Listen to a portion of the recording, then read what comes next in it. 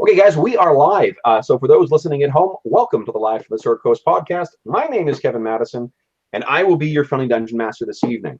Tonight, we are going to be playing the second session. It was originally going to be a one-shot, but now this is our continuing campaign playing Champions Complete. This is the sixth edition of Champions published by Hero Games. And this is going to be the first session where we're playing in what will be our new format of a kind of Westmarch's style game, which will see a rotating cast of players, but still see the same kind of setting and story sort of going forward. With me tonight are a bunch of our regular fixtures of the Wednesday, I should say fixtures, the two stars of our Wednesday night session. First up is Jeffrey. Hey everybody, I'm Jeff, and I'm going to be playing Colin Black. Colin Black is his name, interesting. Okay. And his co-star, the legendary Steve-O. Hello, I'm Steve-O, and I'm playing Sylvester Leopold, also known as Natural Disaster. Outstanding. And joining us for one of the first times on the Wednesday sessions is a regular star of our Friday night sessions, Brent. Hey, and I'll be playing Matt O'Connor, FBI agent with powers and no official secret identity. Mm-hmm. So let's swap over to we'll do the camera shuffle here, guys, and hop into Roll20. So I'll kill my camera, share your screens here, application. We'll hop into the thing, and then we'll do a recap of what's happened thus far in our campaign. Am I doing this right? Yeah. Oh, and I need to refresh this to get the camera working. Oh, and also that'll fuck up the sound. Give me a sec here, guys. I'll mute everybody. All right. Yeah, sorry. I done fucked up. Okay, so on Brent. Brent, are you in Roll20? I am. Yeah. Camera's not working. Okay, so sorry, I just don't have a camera. Yeah, sure. Where we last left our heroes. Well, actually, Brent and Steve, what do you guys remember from last session? From like 4 days ago. Well, yeah, right. And there was a lot of with Matt going, "Oh fuck, oh fuck, oh fuck," a lot, as they uncovered a plot to change the outcome of World War II using time travel, but we were too late to stop it and ended up being sent back in time. That is correct. Do you remember who you faced? The two people that you encountered? One big burly dude who his name is escaping me, but he was a sorry? Sternvogel. Thank you. And then this skinny dude with the mystic dude with a sword. Yes. Who I don't know if you identified him, or I don't know if I told you who he was. But that was, let's see here. I believe his name is Iron Dragon, and he is a extremely dangerous Japanese Imperial agent. Let's see, did I get that name right? Iron Father. Sorry, not the Iron Dragon. Iron Father. And he looked kind of like Lo Pan from Big Trouble in Little China. So what happened, the way we capped things off last session was with you guys, you disappeared from this sort of backwoods militia cabin in the middle of the Oregon woods. And when you woke up, the view you see here, the copyright photograph that I've repurposed, complete with watermarks, you awoke in the middle, it was nighttime when you awoke, but it was in the middle of a blasted sort of crater in the woods in wintertime. And Steve, you use your chaos quantum magics to scan back to the town that you were in, and what you saw there was a calendar that identified to be present date. The town was much smaller than what you remembered. You saw one of those old-timey kind of, World War II era lorries or trucks with the big wood planking on the side rather than actual like metal to store and transport things. And on the calendar, you were horrified to learn that the current date is now January 21, 1937. Want to hear an interesting? Actually, why don't both? Let's see here, Steve and Brent. Well, actually, not you guys. Would you guys mind changing your names to your character names too? Sure. Oh, Where? I'm not in So this. go to the cog, the tab or the cog thing. It will give you an opportunity to change your display name. All right. Display name. Come on.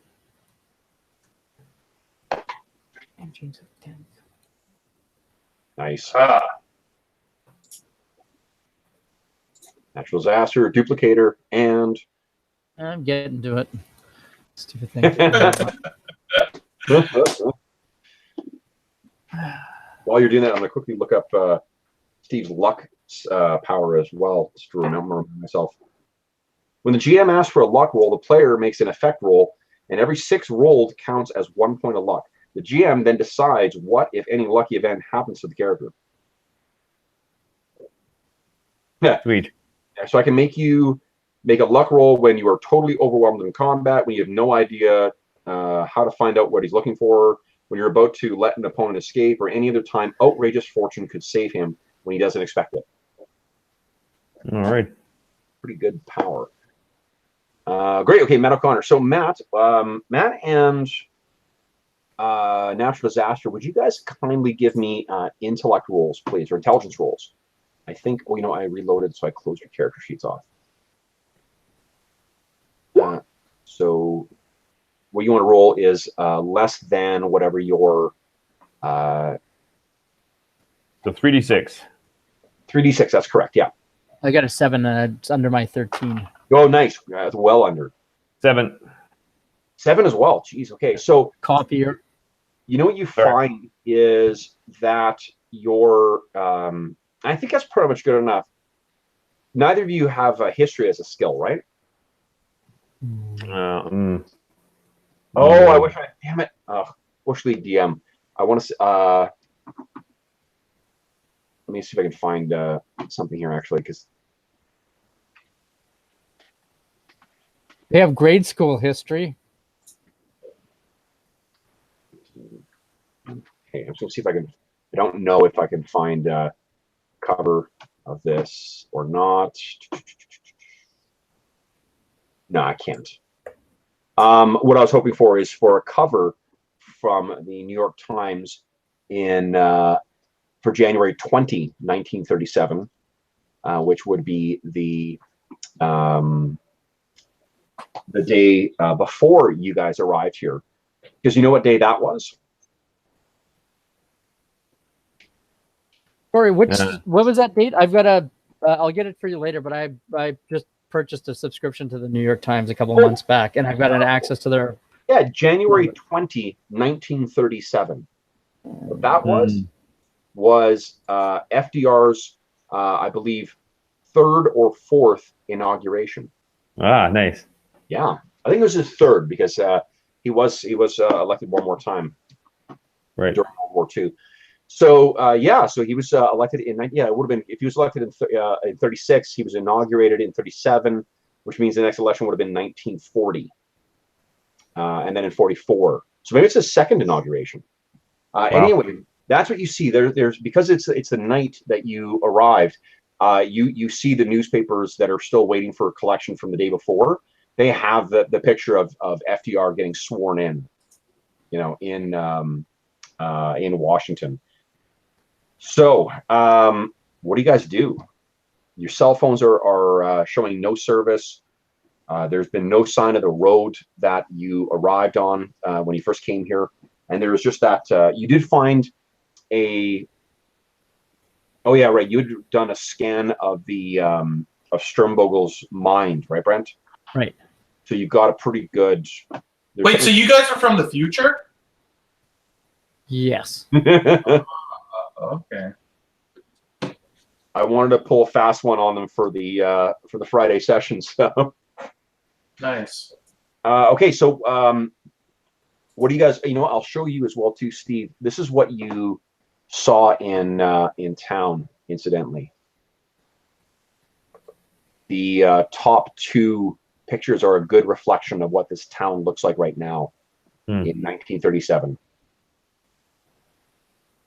Also gives you a good idea of just how thick the woods are in you. So you expect it's going to be a pretty fucking cold hike through this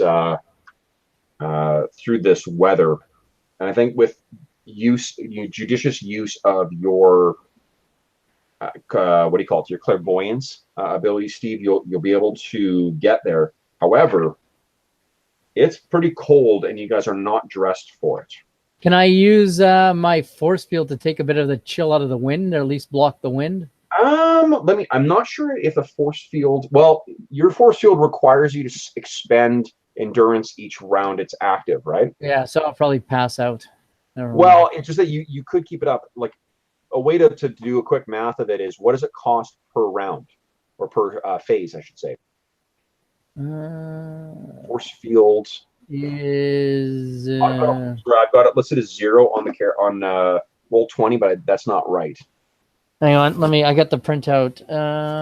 I could stunt my teleportation. Right, but that expends. Oh yeah. Your teleportation, it goes how? Oh, you got that distant one, right? Yeah, the gate. Yeah, so you can basically exhaust all of your endurance. I mean, you can recover it back afterwards, but basically 5 times whatever the cost is with 30 endurance. Right. Your shield, yeah, it costs. It should be 3, right? Should be 3, yeah. You know what? That's actually maybe not right, Brent. Hold on. So I think at default it doesn't cost you. The resistance doesn't actually cost you. You would actually make the power cheaper if it cost you endurance. So I think that because the PDF, just so you know, the PDF is generated from the Excel worksheet or workbook, and sometimes that shit it automatically calculates endurance even when it doesn't cost you anything. Okay. You have to manually change it. So I may have screwed up when I printed the PDF and didn't change that score. I'm going to say it probably does not cost you. So I think it was listed correctly at 0. Okay, good. I will use it a lot more then. Yeah. Let's see here. Resistant protection does not cost endurance unless you expressly buy it to have that. Yeah, so you can just have that up active all the time, Brent. Okay. Cool. Okay, so then yeah, and I don't. Let's see here. Temperature. Yeah, no. You know what it does is you lose endurance and recovery stat rather than stun and body. So it doesn't. The resistant protection only protects you against body damage and stun damage. Oh, okay. Yeah. So that's I was trying to look up the rules for how exposure to the elements works, and that's how it works. So yeah, but Steve, natural disaster or Sylvester can activate his massive teleportation if he wants. So it's going to cost you a butt ton of endurance. Yeah, we'll have to find a motel. Oh, actually, yeah.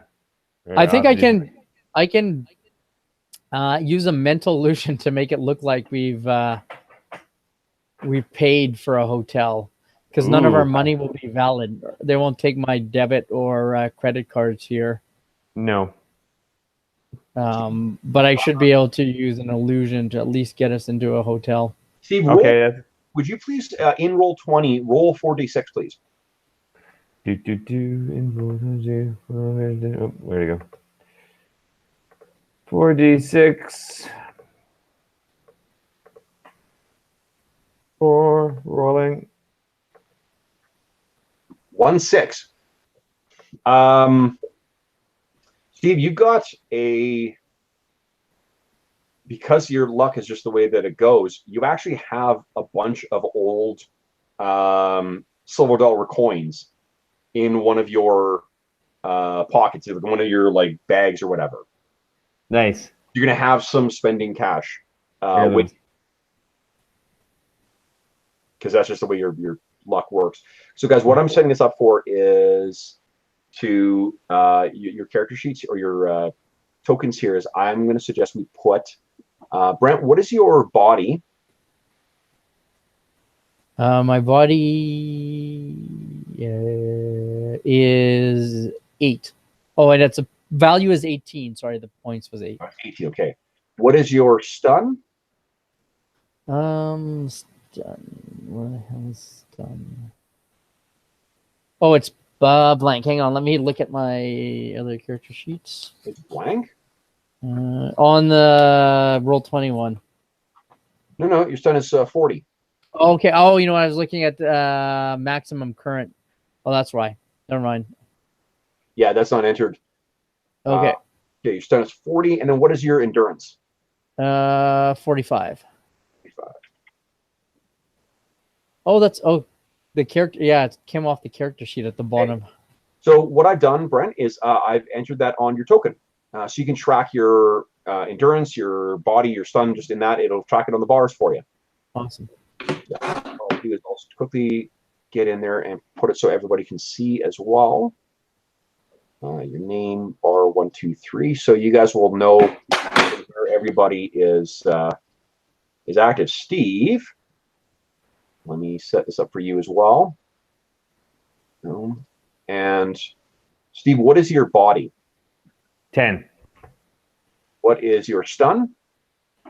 30. And what is your endurance? 45. 45. Nice. Boom. There you go, buddy.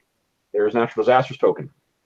So you can track his, the green is endurance, the blue is stun, and the red is body.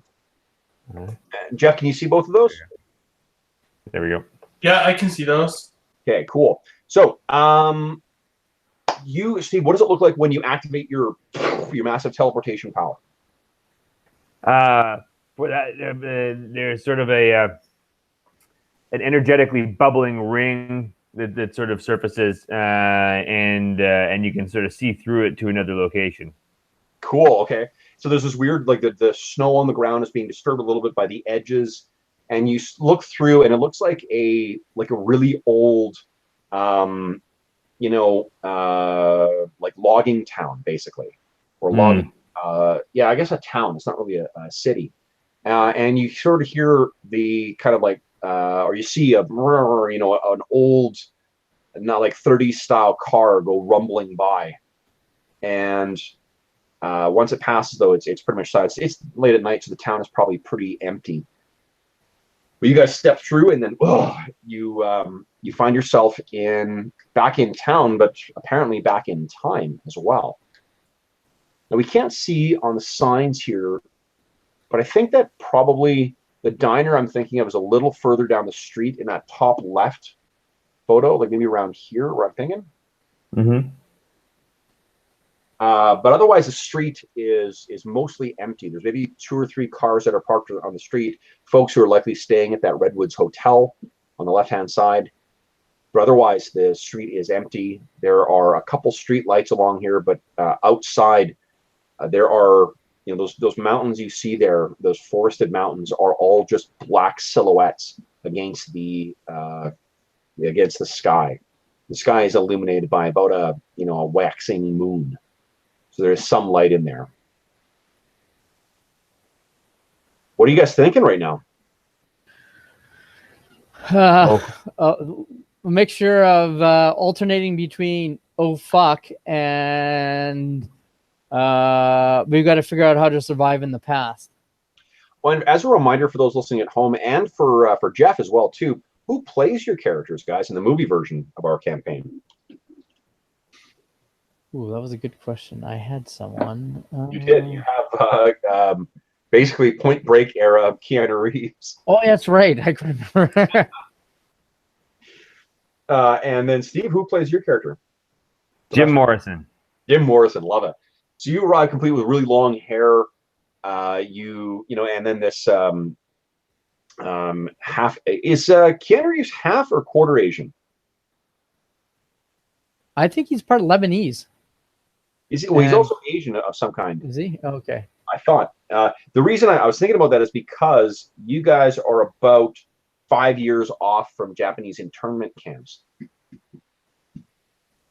So I was, I just thought after you had add that description, like that's going to be interesting, an interesting challenge for your character if you're not able to leave this time, within those 5 years. But So you arrive, and you guys are in the darkened street, and what do you do?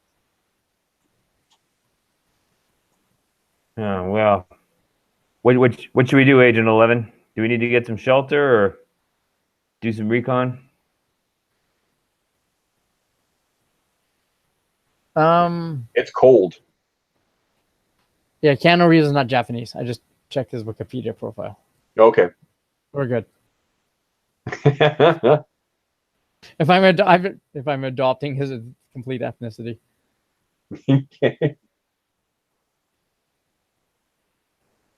What? Should we But get I some think we should clothes? get to a hotel and then figure shit out, Okay. and then probably to like sort it out and come up with a plan, and then go from We there. could go to a bank too, and I could convert my silver dollars into real dollars. That would be helpful. It is the middle of the night, so it's unlikely the banks. I mean, they literally keep bankers' hours. Right. Okay. Well, in that case, it looks like you're using your illusion. All right, Let's see. yeah, let's go. Let's go find us a hotel.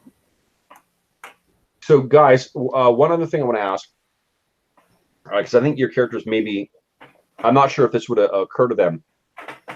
One of you is wearing, casual-looking clothes that would make you look like maybe a lumberjack to these, to the eyes of the 1930s, or perhaps dressed like a child, because you're not wearing a suit, you're not wearing a hat. Mhm. The other one, I've been thinking about this all, like, basically since I will take off that big sort of windbreaker or whatever that says FBI on it. take it off. You said. Yeah, I don't think coming in with a big sign that says FBI on some weird ass material. Yeah. They wouldn't have anything like that here. No, and even nylon is only patented in about 2 months. So from right now, so this is the like nylon or whatever the fabric is that's in the jacket has not been developed yet.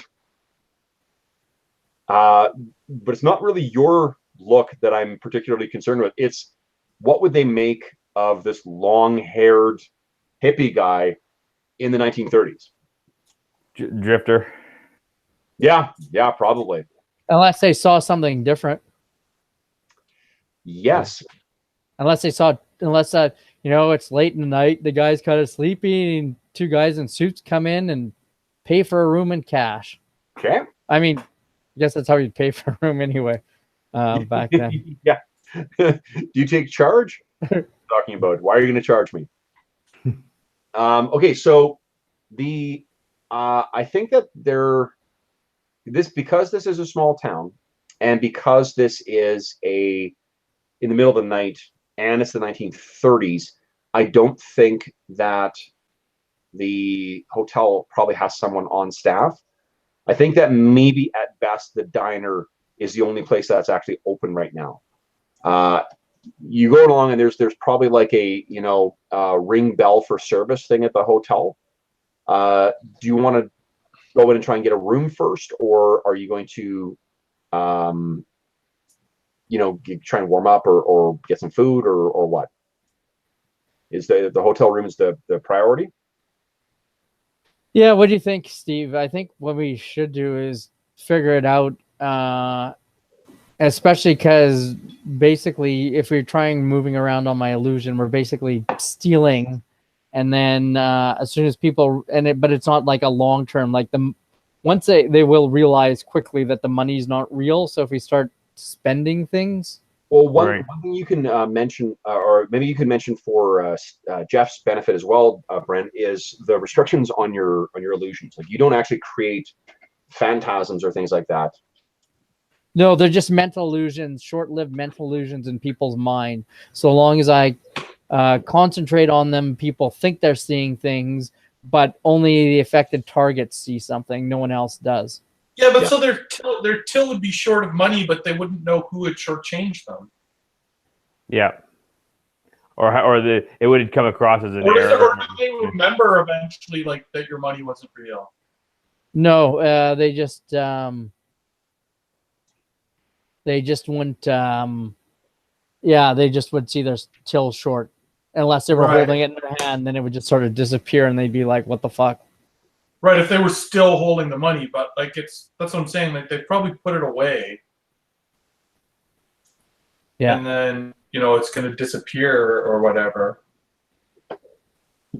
Okay, so you walk down, and am I right in thinking that you guys are going to the hotel? Yes.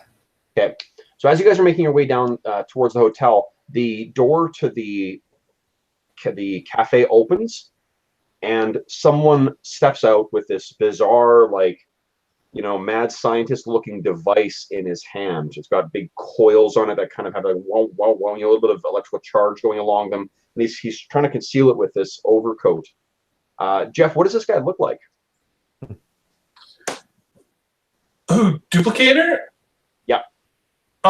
So he's played by James McAvoy, Mm. but the new version from like Glass or the other M. Night Shyamalan movie where he's like ripped now. Okay.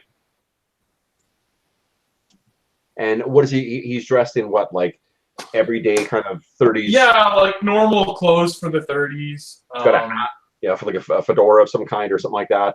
Yeah, or a slightly wealthy, I guess, person from this time period. Okay. So you step out and you conceal with your coat, and it goes whoa, whoa, whoa, whoa, whoa, and you look over, and you're clearly watching. He's clean shaven, of course, because it's the 30s, and he's not a professor. You see them making their way down towards there, and you sort of like nod to yourself, or to the audience, and then we cut to the hotel. So you guys are ringing the bell on the hotel, and then finally this kind of hurried or haggard kind of mustached guy answers the door and is like, "What are you here for?" "Oh, forgive me." Yeah, and he sort of looks at the two of you like, "What the hell? What do you want to do?" Car problems. It's been a long night. We just want a room. He looks at Sylvester. Oh, sorry. I guess when we come in, maybe I'd go in first and pull up an illusion. Well, again, you can't go in. It's locked, right? Like you would have to buzz to wake somebody up to get them to answer the door to get into the hotel. This is a small town in the 30s. Like they don't have night desk clerks working. Okay, so I guess then as soon as he comes to the door, I'll put up an illusion of what I think of 30s, Okay, so let's 30s movies people. Sure. So give me a roll 3d6. So what you're trying to do is here's the way the math will work, guys. So you don't have to one less bit of information that needs to be communicated back and forth. Take your OCV, or in your case, Brian, your OMCV, add 11 to that, and then subtract whatever you rolled. That's the defunds that you hit. Does that make sense? Right. So, and then that way I don't have to give you the DCV, and so it hopefully will make rolls go a little quicker and keep some surprise going. So, Okay, so my 8 plus, so yeah, then it'd be my 19 minus whatever the DCV was. yeah, and I'm assuming remember you've got those skill levels as well too. You have what, 3 skill levels with your? All right, so I can pump them up to offense or defense, right?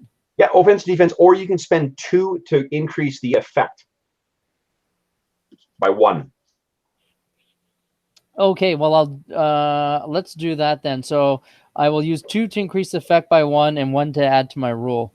Okay, so 1 to add your roll. Got it. Okay, so that means you're subtracting from 20 then. Is that right? Yes. Okay, so go ahead and make your roll. 3d6. Oh, so you hit a DCV of 7. Well, turns out this guy is not a, massive willpower guy. So yeah, you absolutely can affect him. Now here's something I fucked up last session. Is what you do then, Brent, is you describe what you want to do, and then you roll to see if you're successful. All right. You still have that sheet that has your mental illusions on it? Yeah. Great. So what do you want to try and do here? Remember, average human stats are 10.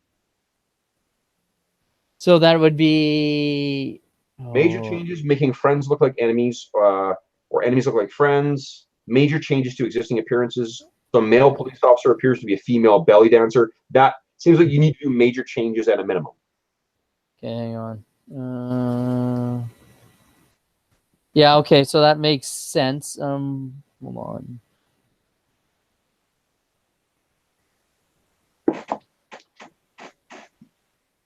Okay, yeah, so major changes to settings. So it would be ego plus 10, right? Yeah.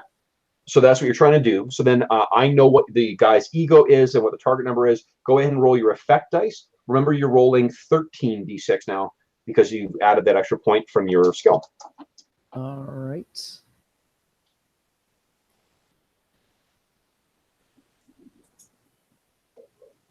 Oof, nice. Yeah, so that easily, he answers the door and he sees, so what would you think of the 30s? I think what he sees, Brent, and you tell me if I'm wrong, because this is a fairly modern reference. He sees Russell Crowe and, what's his name, from LA Confidential. Ryan. Oh, Yeah, sounds good. So he answers the door and sees Russell Crowe and Guy Pearce standing there. He says, "Can I help you?" Car problems. We need a room for the night. Of course, we've got rooms available. Car troubles in this weather. Oh, come in, come in. Unpleasant. Yeah, I would say. So what's the endurance cost of your power, Brent?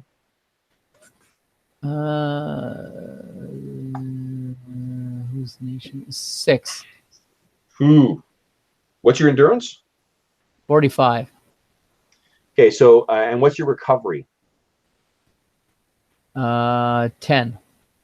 So basically, it'll cost you 30 for every turn, right? Because it's once per round, and then you get a free recovery at the end of each turn, which would restore 10 back. So I think you can go about maybe 2 minutes before it really exhausts you. Okay. So that's fine. I mean, like you maybe try and just bear that in mind and try and rush it. Well, actually, you know what? I'm being curt and to the point and to try and move it along. So let's role play through now. We're starting 2 minutes now. So he walks in. He walks over to the thing. He grabs the ledger, puts it down, and says, "And what names, gentlemen? Please just."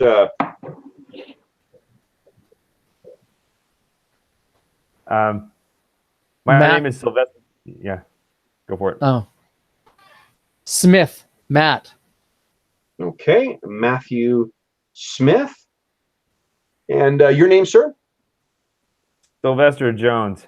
And Sylvester Jones. Where are you gentlemen hailing from? DC. DC, that's quite the drive.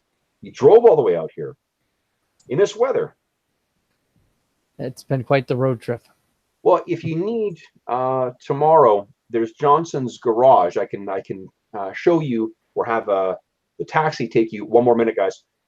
Taxi take you there if you prefer. Thank you. We're just tired right now and would like to get our room, but we'll definitely come discuss in the morning. Thank you. I understand. And he reaches over. Now here you are, gentlemen. There's your key. Oh wait, no, these are to the wrong. I've got a room with a much better view. Just give me a moment. That's this will suffice. We're not here for the view. We just need some shut eye. Okay, so you take them.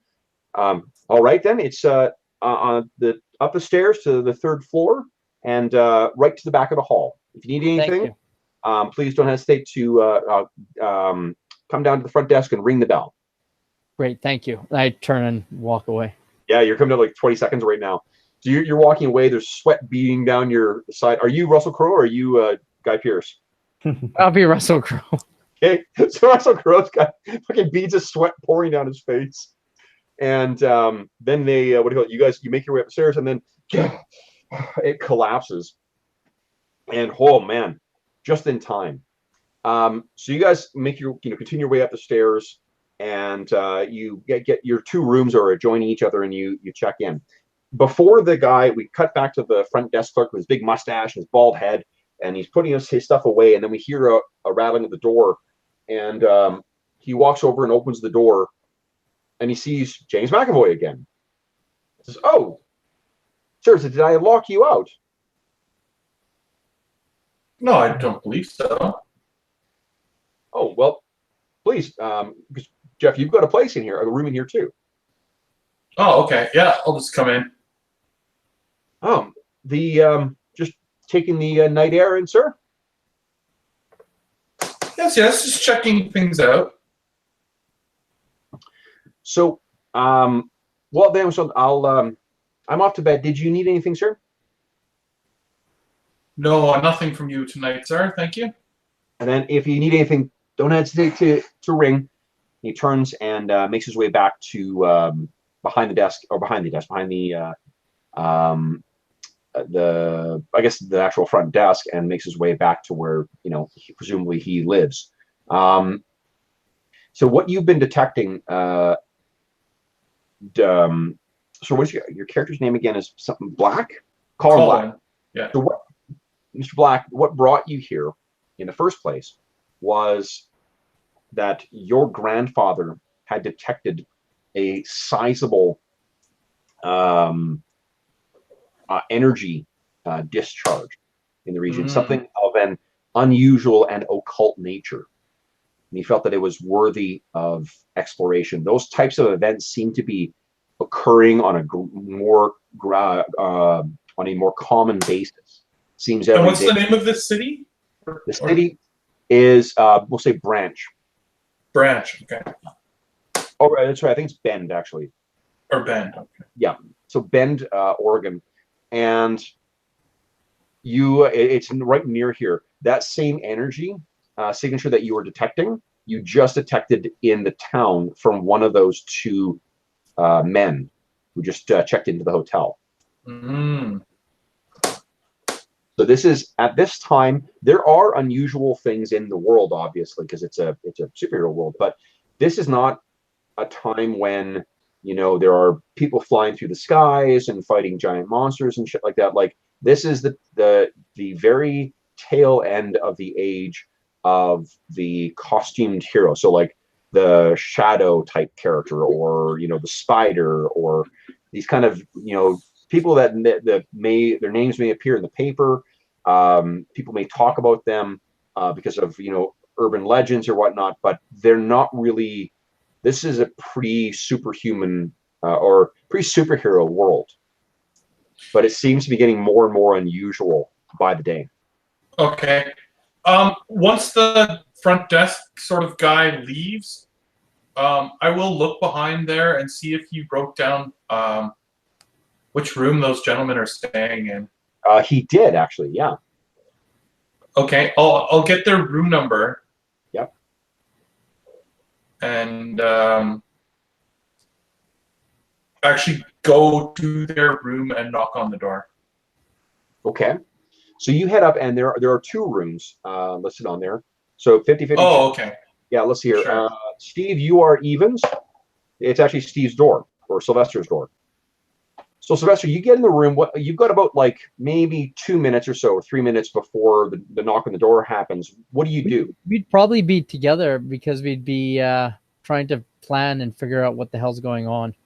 I totally agree with that. Yep. So you guys let's role play like maybe 2 or 3 minutes of just you chatting, and then we'll knock on the door. So you guys get into the room. You look like yourselves normally. It's finally warm in here. And it looks like this is, I don't have a picture of what a 1930s hotel room looks like, but you can imagine that it's like, those like old, like 4-poster beds. There's big down kind of comforters in here. There's certainly going to be probably a cross on the wall somewhere. There might even be like, pictures of like cowboys and shit like that. And the view, as is promised, unfortunately, the view you've got is of an alleyway. But yeah, what are you guys going to do? What do you guys say? Oh, we need some resources here. I could probably rob a bank if I had to. Well, let's avoid anything drastic for the moment. All right. It is the past, I mean, these guys have insurance. It wouldn't change history that much. And then we'd have a wad of cash. You've actually, hold on here. You're trained in let's see here. You've got knowledge, skill of the mystic world, and science skill, quantum physics. I think I'll average those. Can you give me a 3d6 roll, please? You want to roll under 12. All Or right. 12 or less, basically. 3d6, 12 or less. Come on, baby. Ooh. Oh, 13. So honestly, you don't know. Like, I think what I was going to get you to roll for you to try and realize what the potential temporal consequences are. But you know, your character doesn't even think of it. You're absolutely right. Fuck it. Anything we do back here doesn't affect the future anyway. Well, what if we tried something that maybe we could blend in? I'm sure between the two of us, not that it's my thing, but between the two of us, we could probably we could hit a casino, and between our both abilities, your luck and my psychic abilities, we could probably come up with a lucky win or enough to set us up. That's a good point. I do have clairvoyance. I could probably that would be helpful during a game of poker.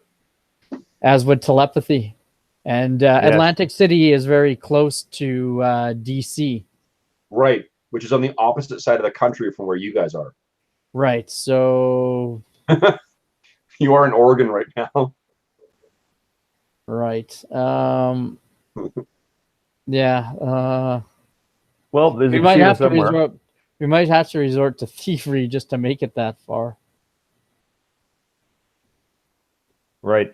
Okay. Well, between my teleportation and clairvoyance, I should be able to pull off a minor heist just for what we need. You know, we're not trying to get rich here.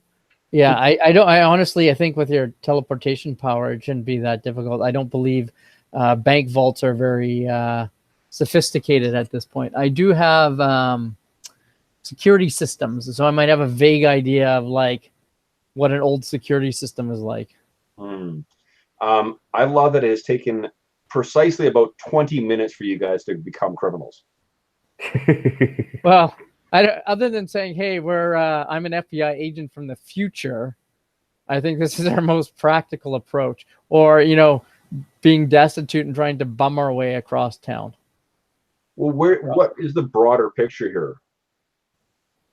Well, the broader picture is we have to disrupt the plot to get the Germans the plutonium that's going to give them the bomb. That wasn't what the plan was. Remember that the elements that you were able to recall are the name of a mining company, a Belgian mining company. You remember a blueprint for a nuclear bomb, and you remember a article that talked about Roosevelt visiting New York in 1938. So I guess maybe we want to do some research and make our way to New York. Yeah. At least New York in the long term. So we need some airfare. You hear a knock at the door. I'll sigh and get ready to put our illusion. Who is it? I'll jump in bed. Hello, good evening. You know what? Actually, if no, I won't make it. Okay, sure. Good. Hello. Good evening. Hello. Anyone Hi. in? We Are you are. answering the door? I'll come up and I'll leave the chain link. Like the. Wait, the he'll door chain knock on, again. open it slightly, but I'll be completely out of view. Okay. So you open the door with the chain done up but out of view. Yeah. So the door opens As up soon as slightly, you do, but as soon as you do, I say, "Oh, terribly mysterious, sir." terribly late, sir. How can I help you? Oh, it's never too late for the paranormal. Hi, my name is Dr. Colin Black. I am a bit of an amateur investigator of the paranormal, and I have reason to believe that you gentlemen may have recently come in contact with some manner of the paranormal world. I was wondering if you would have some time to speak of it. Sorry for coming so late and being so forward, but, you know, in the matters of the paranormal, time is of the essence. So I think just to contextualize your reactions, guys, Matt, this is so fucked up that this has happened. Like, this is just so bizarre that someone would randomly walk up and start talking to you like this. In particular, like, you know, traveling across time and all this other crazy shit. Sylvester, this is an average day for you. I'm just like, oh man, I don't have time for this. So, Matt, you maybe I'll leave it to you to figure out whether you have gotten used to this kind of weird luck and that natural disaster has. Would you be able to spare a few minutes to have a conversation? I'm simply curious about the last 24 hours. You must have encountered something. What Something makes you strange. say that? Well, I have some equipment that helps me to detect some matters, and they've pointed me in your direction. Fine, give me a minute. I close the door on him. I go throw on a like a hotel robe that doesn't, because it's not future clothes, and then come back and open the door. Okay. So you open the door and you see, as Jeff has described, it's jacked James McAvoy in a a dapper suit. He's probably at this point carrying his overcoat in one arm and has his to cover his device, and then has his hat in his hand as well too. I also take my gloves off and put them in my hat, and I say, "Ah, good sir, a proper introduction. As I said, I am Dr. Colin Black," and I'll reach out to shake your hand. All right, I shake your hand back. Okay. So Jeff, I take it you're trying to copy his mental power? Well, not necessarily. I wasn't necessarily going to copy them, but I'm assuming that by touching him, I can at least have some sense of what powers he has. Yeah, and I think that let me take a look at or whether I uncontrollably take some of them, I don't know. We haven't really got that far at this point. You know, and do I have? There is a It might be kind of overwhelming to take psychic powers suddenly. Well, I'm trying to decide whether it's perceivable or not, because like there is a advantage called invisible power effects, but it's only for perceptible powers, and I'm not sure. Yeah, I mean, maybe you can feel that I've done this to you. Here's what I think. Okay, so I'm going to say it's inobvious. Which, Brent, would you give me either a perception roll or a intellect roll, whichever's higher? Give me 1 second. They're both 13s. Both 13s, okay? So go ahead and give me 3d6. Let's see if you detect this. There's a weird sensation that sort of wafts over you when you grip hands with this guy. Oh, just barely. Nice. Okay, so there's a weird sensation, like a I don't know, Jeff. What is it? Like, is it a nauseating feeling? Is it a? No, I think it's like a feeling like almost. I guess the way to describe it is like, you know, my energy, my spirit kind of paired with yours for a second, or like another way to think of it would be like almost like impossibly long worms, you know, kind of come from my hand and like reach into your entire being, kind of thing. So it's like so creepy. Yeah, it's very creepy, but it's very imperceptible, like you said. Okay. So like, hey, I got to step away from a second. Yeah, you guys can take over. What I try and do is, while we're talking, is to read your mind. Okay. I rolled a 9. I got a Kate in here. So okay. I'll be back in about 5. Daddy, is someone on the TV? Oh, I'm they're on the computer. I'm talking. Brent, I'm going to mute you. Camera, so you can't see them. I gotta mute him. Okay, actually, you can see them. They just can't see. Let's see. Here we go. Brent is Where are they though? and muted. There we go. So I'll just okay.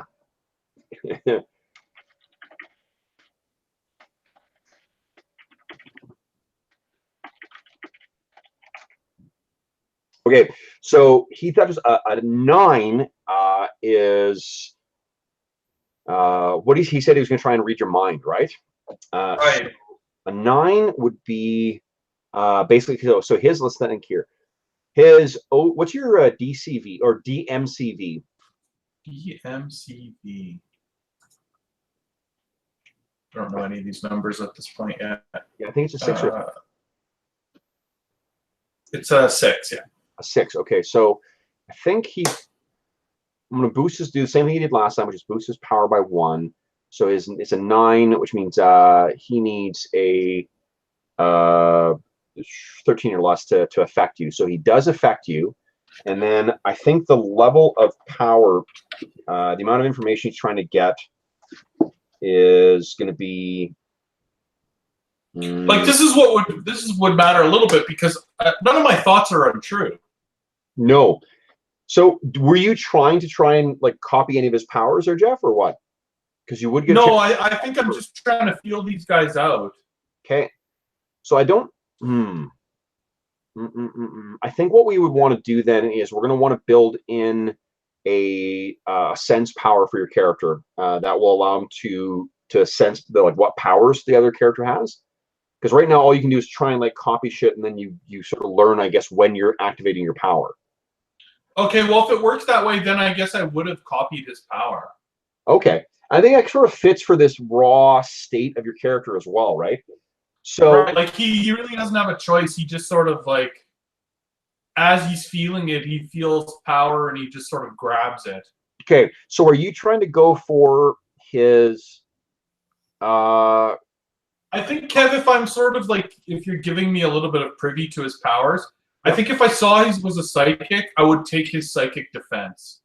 Defense, awesome. Okay, cool. So that's what you copy as this mental defense, which means your mental defense and your ego are now a 23 and a 20, which means you got a 43 basically as your target number ego for him. So that happens, and let me roll for a result for Brent here. He put dice into effect. If that works. So Matt tries to activate his telepathy, and he finds that his powers are washing up. He can't even get the most basic of information from you. You're a complete vault. So your ego is currently a 23, and your mental defense is a 20 until you get a new power. So he sort of gives you a strange look. Natural, Sylvester, what are you doing during this time? I'm watching him very closely. Do I detect any magic?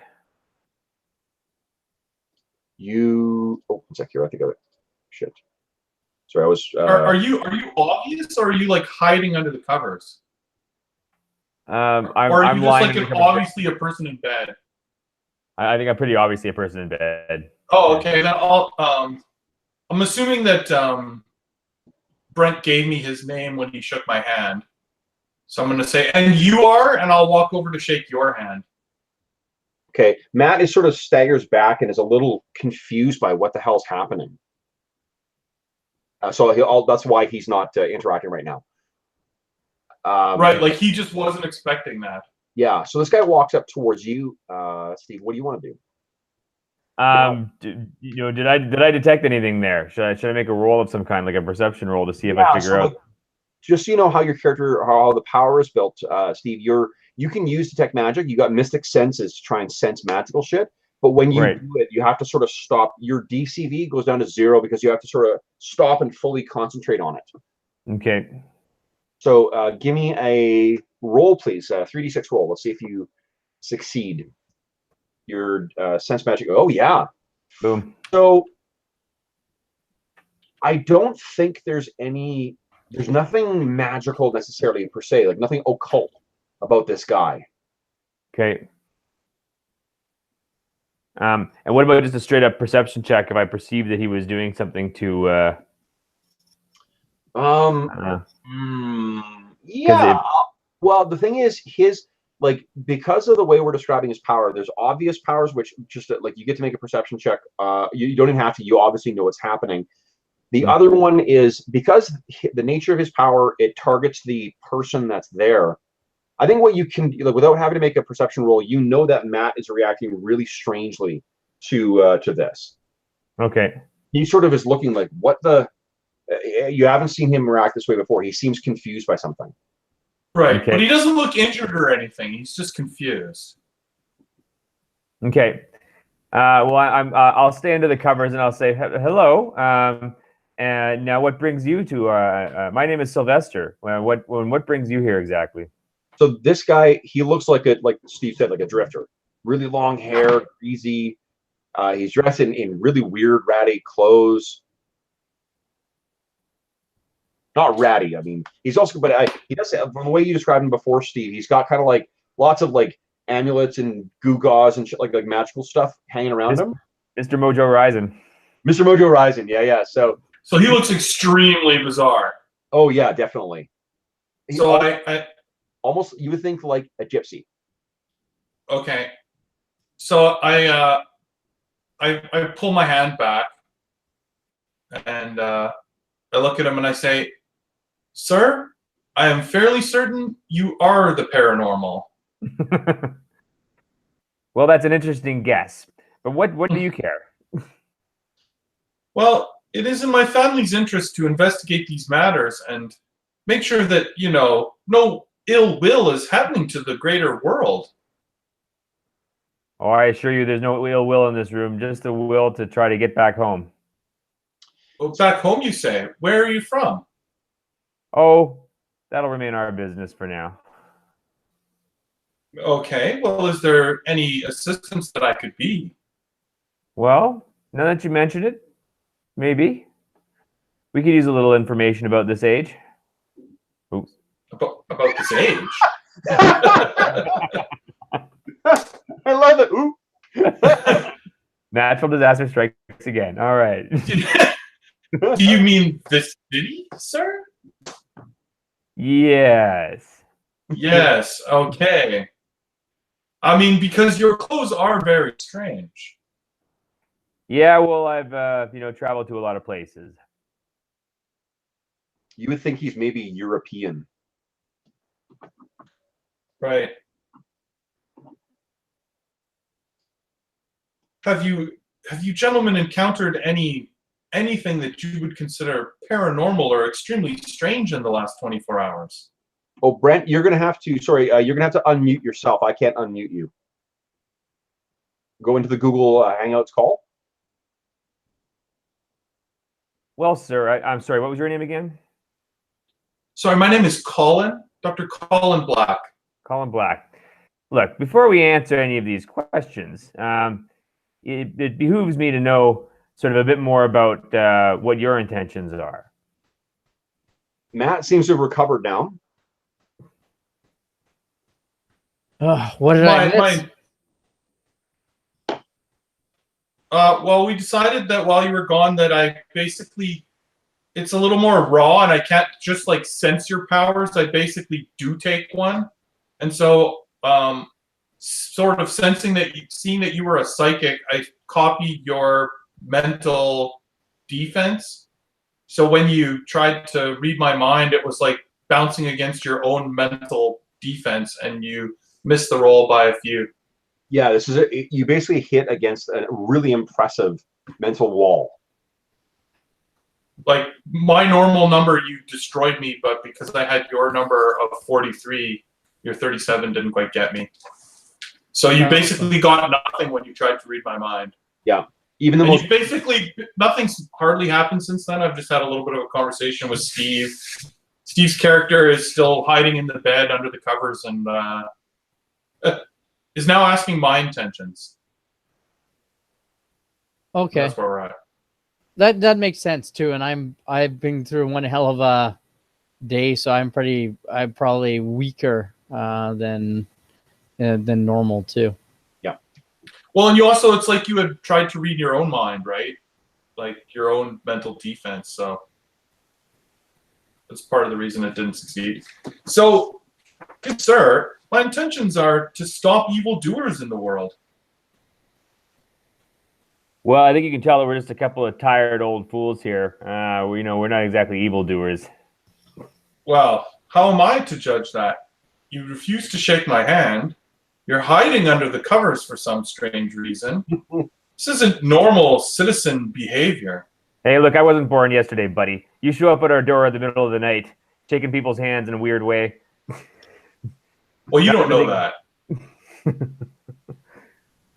So I pretty Shaking much people's hands is how we greet at this age, sir. Not at 12 o'clock at night. Certainly at 12 o'clock at night when the paranormal is involved. When do you think the strangeness begins? Always after midnight. So exactly what paranormal is involved that you have come searching us out at night? I'll pull out my device. Okay. Oh, So this guy That kind of house call. This guy brings out a like a handheld kind of like, it looks like an old timey like radio scanner maybe. So there's a big screen on it with a dial that goes back and forth, and there's readings that are like painted on it. Yeah, exactly. Yeah. Like there's the Tesla coil kind of sound or whatever on it. Or not the Tesla coil, the theremin that like kind of zoom or stuff to it. And there's electrical power that goes up and down the coils. That's what he says has detected you. So I go very deep into how it works a little bit. Like, this is exactly how my grandfather has explained this to me, and about this knob, and this here is reading this here, and I can see the indicator right here on this little dial. And as I said, it points to you, gentlemen, and I'll like show him how, like, when I kind of direct the device at natural disaster, the device is obviously showing some kind of a reading. Yeah. So does this thing totally look like fake nonsense, or does it look like? To be honest with you, I don't think your character's got any. He's got no science skills at all, right?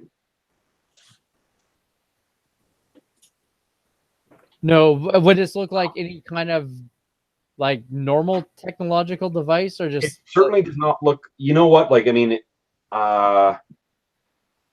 it doesn't look like, it certainly doesn't look off the shelf, right?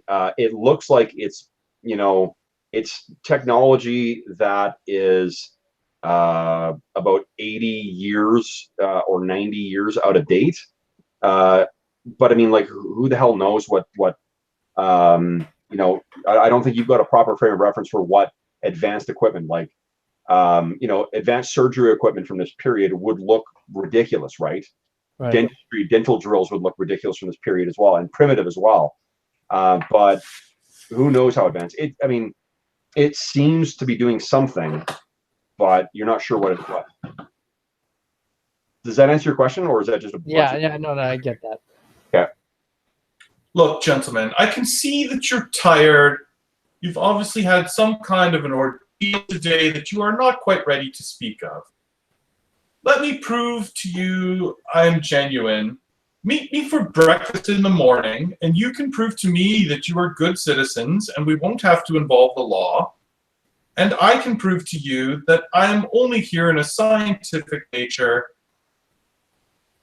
and did not mean any intrusion into your business. Good night, and he'll leave. all right. Okay. So you what do you call it? He leaves. What do you guys do? Well, that was fast. Didn't take us long to get spotted here. I have no idea. He's got some kind of power. When it felt weird when we shook hands, and then I tried to read his mind, and he's got some powerful mental defenses. Great role playing, Brent. I don't know what he is. I didn't even realize that there were powered individuals at this point in history. Right. No, I'm sure there are.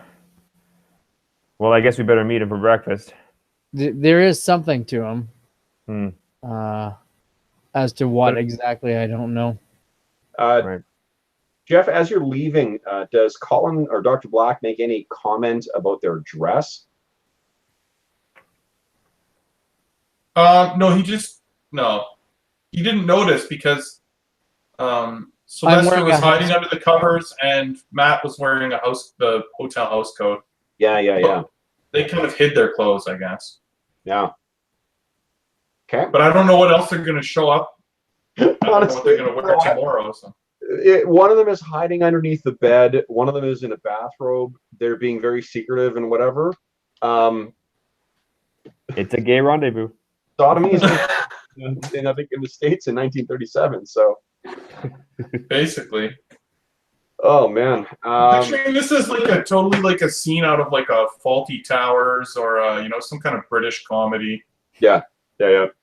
Okay, so you head back to your room. Steve and Brent, do you guys do anything else before you hit the sack, or are you ready just to get some sleep and see what It's been a long day. My brain hurts. We have a vague idea of what we're doing tomorrow. Let's make it through breakfast and then figure out there. What we do though is, if at all possible, we want to put on the do not disturb sign and avoid the front desk clerk on the way out. Right. Okay. Which level? Which floor are we on? Is it You're like just a motel? They're on the 3rd floor, and you know what? I don't know if there are like do not disturb signs hang on doors in the 1930s. I think what you probably have to do is tell the front desk to not disturb you. If you want to go, like, I don't know whether your character would have thought of that. I'm just trying to picture what the hotels would be like at that point, and I honestly don't think they have like, they certainly wouldn't have plastic, things to hang on the door. I think it would be more like you would tell the front desk, "Don't disturb me in the morning. I want to sleep in," or something like that. Do you think?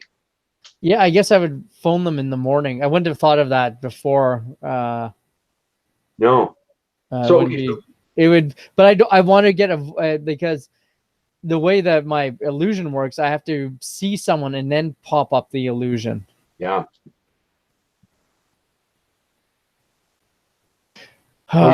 Actually, Steve, this sounds really bad. The only other thing we could do is either break into a clothing store or some person's house and like try and get clothing. I was thinking about that. Because even tomorrow, I can't maintain illusion for the whole way through breakfast. Steve, would you give me a roll 4d6 again? All right. Yeah, you rolled a 6. Yep. It's in the morning. Oh God!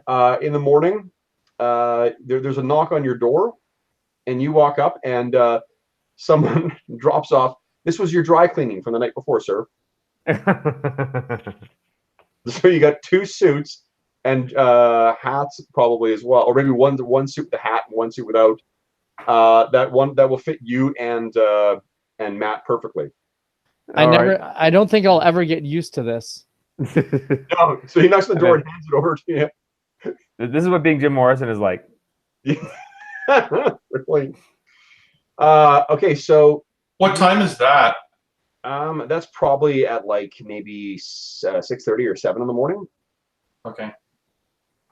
And then what time are you meeting at for breakfast? I never said, but at like 8 in the morning, I'll be knocking on their door. Okay. So 8 o'clock, the doors are knocked on, and there's a moment where you guys are sort of trying to figure out like what the fuck has happened. I don't think Sylvester necessarily has that, because Sylvester just rolls with the punches, it sounds like. Sylvester, you've got your new clothing thanks to the dry cleaner mix-up, and one thing that I'm going to remind you of this because you as the players may not be quite as invested as your characters are, but the front desk clerk thinks that Guy Pearce and Russell Crowe checked into the rooms. So if anyone other than them leaves, right? I still have to. We still have to. I want to sneak out so he can't see us until we get back, because we don't really have a way of paying him. other than with fake illusionary money. No, you do. Steve's got those silver dollars. Will they actually just take silver dollars? Yeah, that's what his luck was. These are like he doesn't have modern silver dollars. He has old silver dollars. Part of my charm set. That My was lucky charms. that's what I got him to roll for the luck earlier. Is that he's got enough disposable cash on him for you guys to. Oh, okay, so that. Oh, sorry, I thought it was like like collector coins that we'd have to go to a bank and exchange. I didn't think we could just use them as currency. Yeah, absolutely. You even get some change for them too. All right. Yeah, because I mean, a dollar will go a long way in this period. Well, I guess we have to do the illusion on the way out again, Yeah. or we could just teleport out. Well, first there's a knock at your door. Or is this what you guys are talking about when there's a knock? Yeah, you guys are just getting your suits adjusted and getting used to the cut of, because I mean the 30s cut is probably different than the what you're used to. And then the door knocks, and do one of you answer it? Yeah, I'll open it up. And it's Dr. Black. Good Good morning, morning. gentlemen. He's holding sort of a silver tray with a couple of cups on it and a little coffee pot. I brought you some coffee. I figured you might be a little tired after our late night discussion last night. Well, I won't turn that down. Thank you. You're welcome. He pours some coffee. Guys, we're coming up on our usual stop time. Do we want to play for another half hour, another hour? What? We started an hour late. Yeah, I could play for a bit longer. Brent, how You you just doing? wait till unless Brent has to go. No, I can keep going. I don't want to. I'm a bit bagged, so I don't want to go like beyond midnight or anything. But No. It won't be. No. It'll be at most another hour. I've actually got to do two. Steve, are you okay for another hour? Sure. Cool. Okay, then we can definitely get some cool shit done tonight. Okay, so the door is answered. Dr. Black's got his tray there, and I'm assuming you just walk in like you own the place. Absolutely. Just come in, hand them their coffee. Oh, you're looking much more civilized today. Which of you has taken the one hat? you know what? I'll take the hat. I feel like I'm G-man in this era. Sure. Shall we get something to eat? That sounds like a good idea. Okay. You're buying. You guys head out into the street, and it looks closer to what. Yeah, nice. You guys head out into the street, and it looks closer to what I'm pinging here right now, on the left. And the street seems more full. There's a lot of people driving around. It is exclusively white people at this point, because Oregon itself is kind of a white nationalist preserve at the beginning. So there's that. And you make your way over to the diner where you saw that was open before, which looks very much like this down here, guys. Where I'm pinging. Although it's almost it's beginning to fill up. There is you won't need to roll for your luck on this one, Steve, but there is a table that's free for you guys that basically frees up as you guys walk in. Okay. And you're able to head your way back and have a seat. What do you guys do? All right. So you sit down. Coffee's brought for you. You order your breakfast. We don't. Yeah, place some orders. Okay. And I'll wait for you Dr. Black to start the conversation, because Dr. Black first looks Matt in the face very solemnly. Then he looks Sylvester in the face very solemnly. And he says, "Are you gentlemen ready to discuss the paranormal events that have occurred to you in the last 24 hours?" Look, the nature of our business is pretty confidential. We have to explain this to you. In fact, we can't even tell you, very, very much. And in fact, there is some risk associated with telling you too much. Well, I'm not concerned with the nature of your business. I'm concerned with some paranormal activities. Did you see some super individuals? Were you teleported? Were you shape changed? That stuff's probably really, really, really esoteric and rare at this point. Like it's at this point, there's a difference between like it's talking about the fiction stuff. There's a difference between weird fiction and comic books. We're not into comic books right now. We're still in weird fiction. That's what Okay. the point. So it would be like you wouldn't say it's super people. It might be like, you know, occult or paranormal or weird science or something like that. Like that's the way Right. your mind would work. Were you attacked by a monster? Yeah. Find yourselves displaced? Well, look, what I will tell you, all of the above. So what make I could say all of the above, but I'm very curious as to what makes you think something's happened to you, to us. I've Why already are you showed here? you my device, sir. It clearly indicates that paranormal activity happened here within the last 24 hours, and it directed me to you, gentlemen. And where did you acquire this device that detects? My grandfather built it.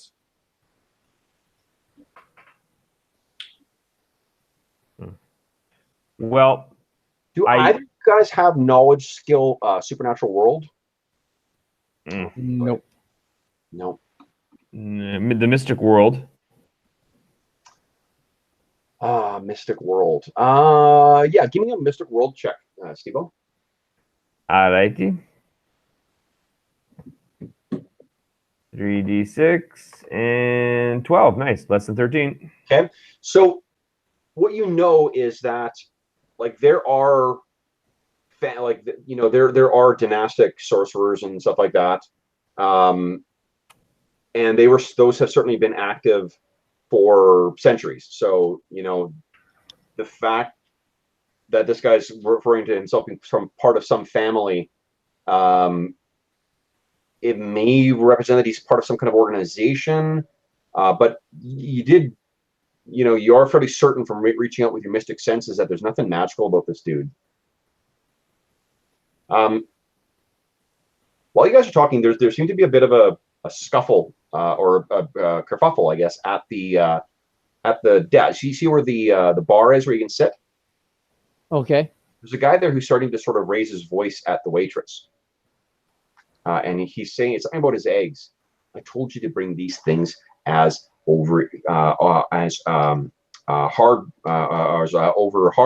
and you brought me them runny. What are you doing? Why are you running? Good sir, keep your voice down.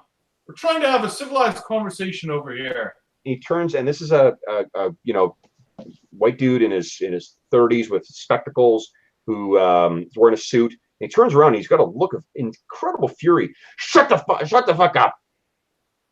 This is between me and you. Did you have something to do with this? Are you responsible for this? No, but I will have something to do with tossing you from this fine establishment. Hey, This is I'm not a gonna. fine establishment. This is a shithole. And then I stand up and I grab him.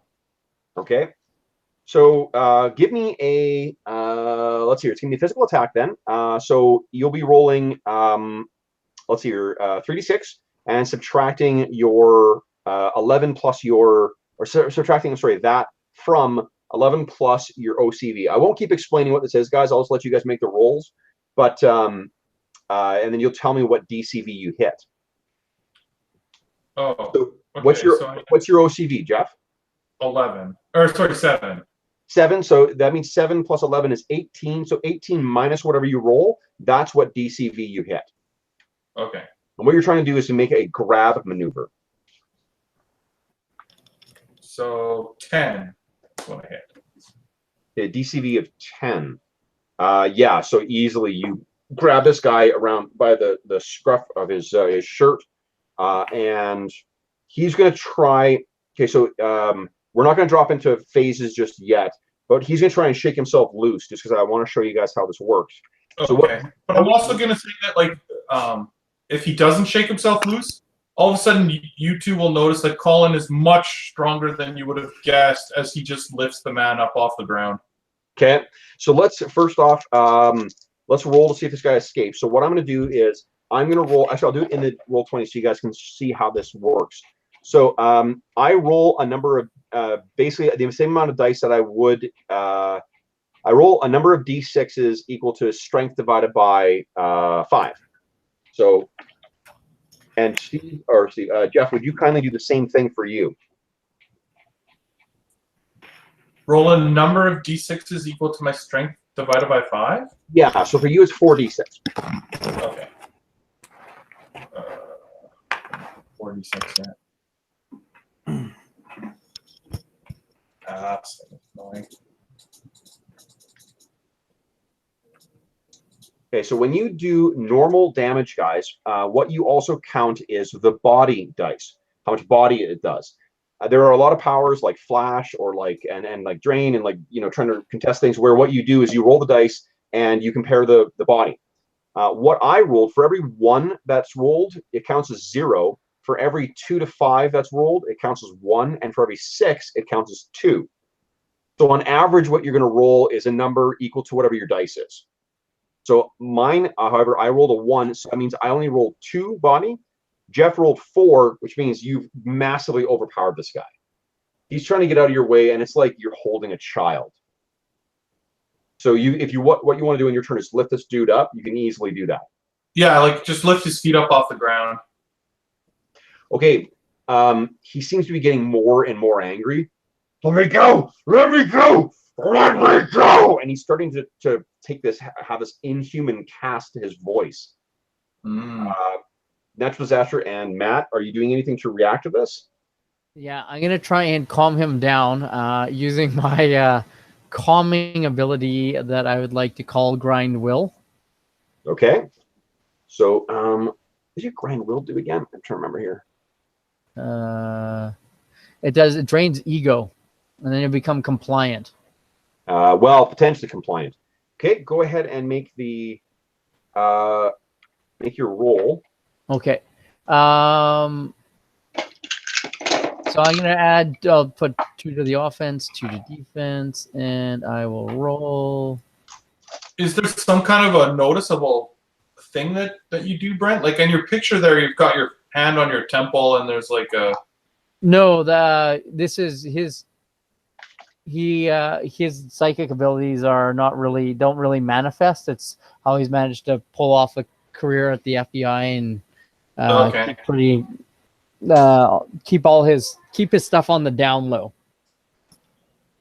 So if he sometimes you might see him like he's looking, so he's not there, or he'll start to look like haggard and tired and start to perspire and sweat like he's just run a race or something. But other than that, there's Okay. Yeah, there's the side effects, but no manifestation. Right.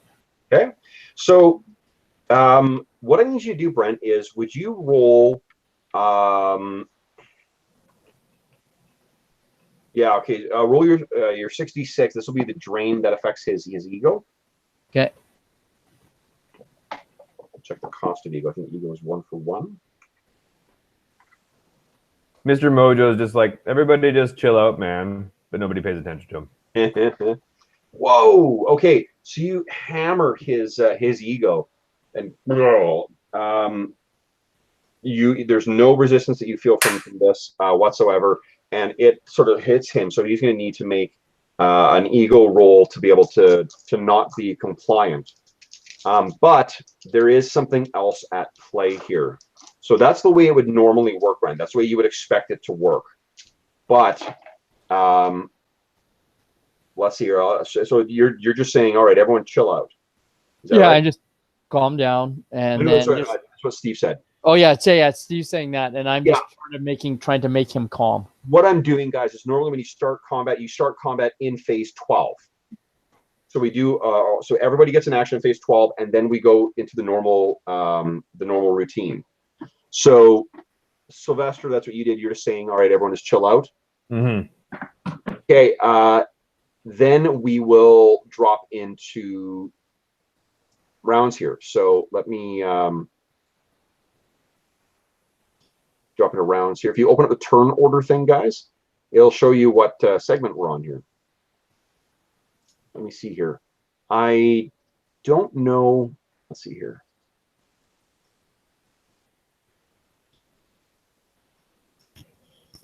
Oh, that's not right. I was trying to add your turns. Segment 1, 2, 3. Okay, so you guys know what segments you act on, right? Yeah. Okay. So let me see here. Okay. Anybody on? No one's on 1, right? No. Anybody on 2? Yes. No. Okay, duplicator. What are you doing? I'm going to release him with one hand and use my other hand and grab him maybe like by the neck or something, like some kind of contact with his head, with his neck, with my hand. Okay, so here's what are you trying to like, Well, I'm trying to like see check his powers, and if he has something, take it. Oh, that means you're going to lose your mental defense then. Yeah. Okay, so yeah, are you going for offensive powers, or are you going for offensive powers, or defensive, or movement? I think in this case, I would go for defensive powers. Okay, so you tap this, and what you gain is your physical defense is already an 8. You gain 4 resistant PD and ED, and you gain physical and energy damage reduction that's resistant by 25%. What that means, Jeff, is that when you take damage, we roll damage, and you subtract 25% from it first, and then you apply your armor. Okay, cool. Is that right? Is that right? Hold on. I think I'm doing that. I might have put the cart before the horse there. Damage reduction is sort of a cool ability that'll model that, like, rather than just giving you a giant bucket of hit points, it just makes it a lot harder to actually affect someone.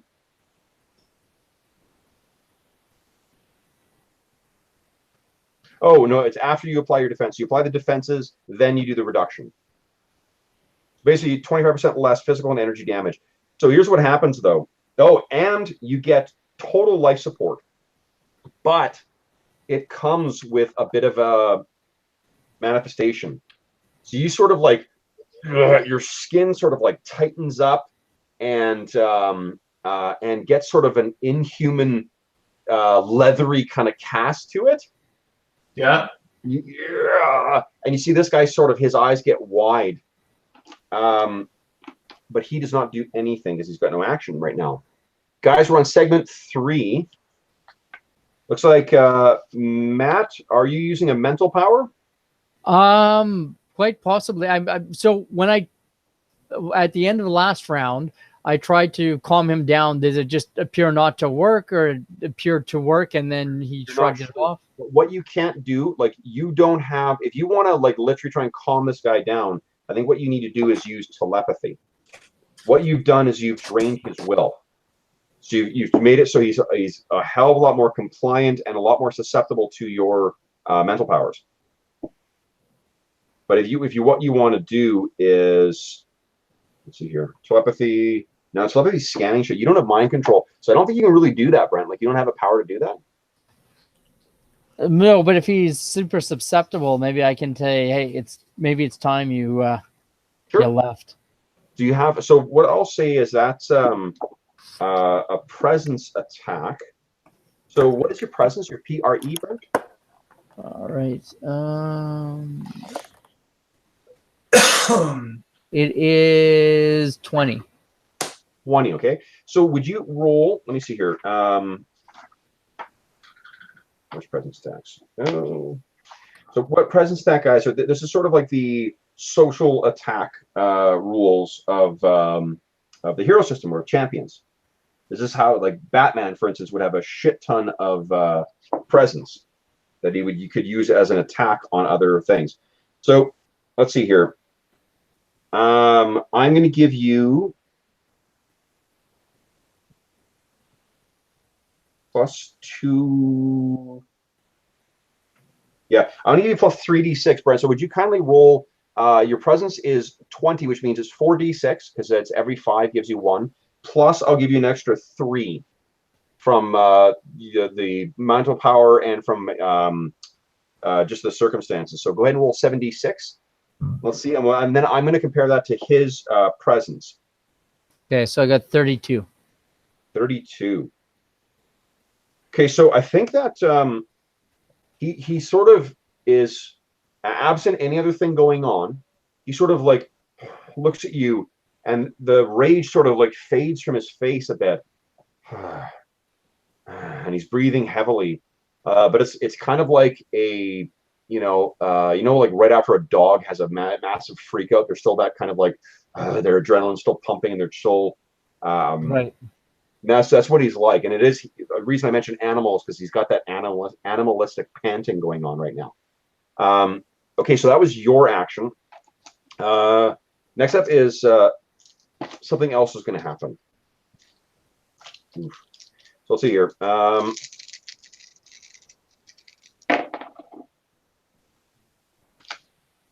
Jeffrey, your OMCV, is it a 10 or less? Less. Okay.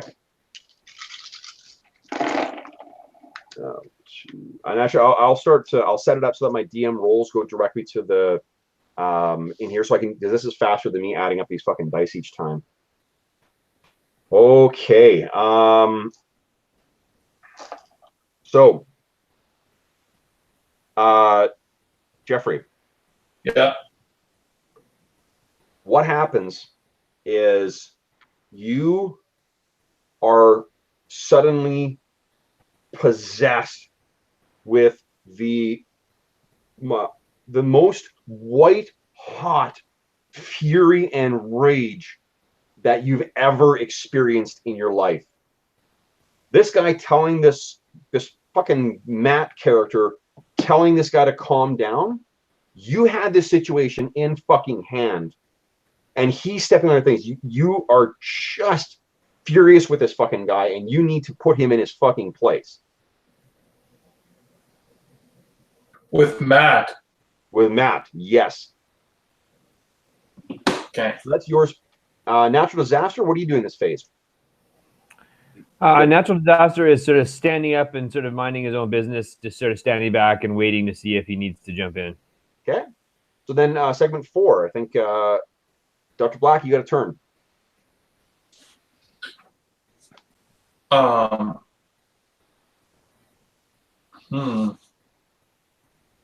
you are furious with Matt. Can I throw this guy that I'm holding as well? Yeah, yeah. Your strength is only a 20, right? Yeah, it's a 20. A 20. So you could toss him. It's not very far though. And the way that we judge that is we take your basically look at your spare strength. You can basically throw this guy. Let's see here. To list an adolescent human requires strength of 5, which means you got 15 to spare. Oh, you can actually throw him about. Yeah, geez, about gosh, like 20 or 30 feet. You are pretty fucking strong. Wow. Oh, that's adolescent human. Hold on. Adult human is 10. You can throw him about 30 feet. Wow. Holy shit. Yeah. I throw him towards the door. Okay, so you toss this guy towards the door. Remember, and I yell at him, "You get out of here!" Well, no. You! Remember, the focus of all of your fury right now is Matt, not the guy you got. Right.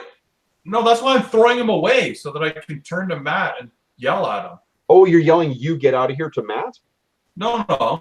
I just said, "You get out of here," and I'm turning to Matt to yell at him. Like I'm throwing him away, like I don't, like, get out of here, and I'm turning to Matt to yell at him. I just don't. I'm not sure that's reflective of just how angry you are with Matt right now. Maybe he's just. I sort of get like he's getting rid of. He's just discarding him like trash to focus on me. Right. But that would be a passive strength to just let the guy down and then turn to focus to you, because that way he's not wasting his action. I think what's a more realistic response, given your fury. No. If I'm holding something and I get mad, my reaction isn't to set it down; it's to throw it. Right. Okay. But wouldn't you throw it towards Matt then? I mean, maybe, but you're saying my anger is no longer at this gentleman. That's right. But you know, if I'm pissed and I'm throwing something, I would think I would be throwing at the source of my anger, maybe. I mean, maybe, but then that means that I'm also like damaging this individual Okay. who I'm no longer upset with. I mean, that's fine. This guy's going to take damage anyway. Give me roll 2d6. Right, but like throwing him out the door is like throwing him out of the way. Like, I don't care about you anymore. Get out of my way. I'm mad at Matt. You're throwing him 30 feet. He's taking 2d6 damage. So go ahead and roll that. Okay. It's only stun damage, it's not lethal damage, so you don't need to. It'll be some bumps and bruises. Right, like I'm not trying to necessarily hurt him. I'm like throwing him away. Like you're no longer important. He takes 6 points of damage. You toss him. It's only stun. So like what I do is I add up. You rolled for body damage. You rolled 1 point of body, but he applies his resistance. Even the weakest human being has 2 physical defense. So right. He takes no body, no life-threatening injuries. It's just a humiliating kind of thing where he's tossed to the ground, and then you turn towards Matt, and what do you say? And I'm pointing my finger right in his face. What are you doing? I got this under control. Okay. And like, I mean, like, basically, like, hitting him right between the eyes with my finger. Nice. Okay.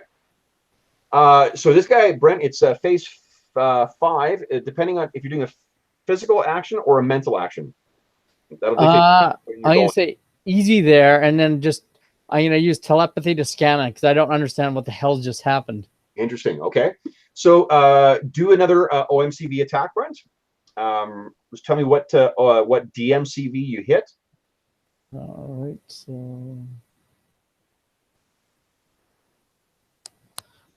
So that's 13, and then okay. So then.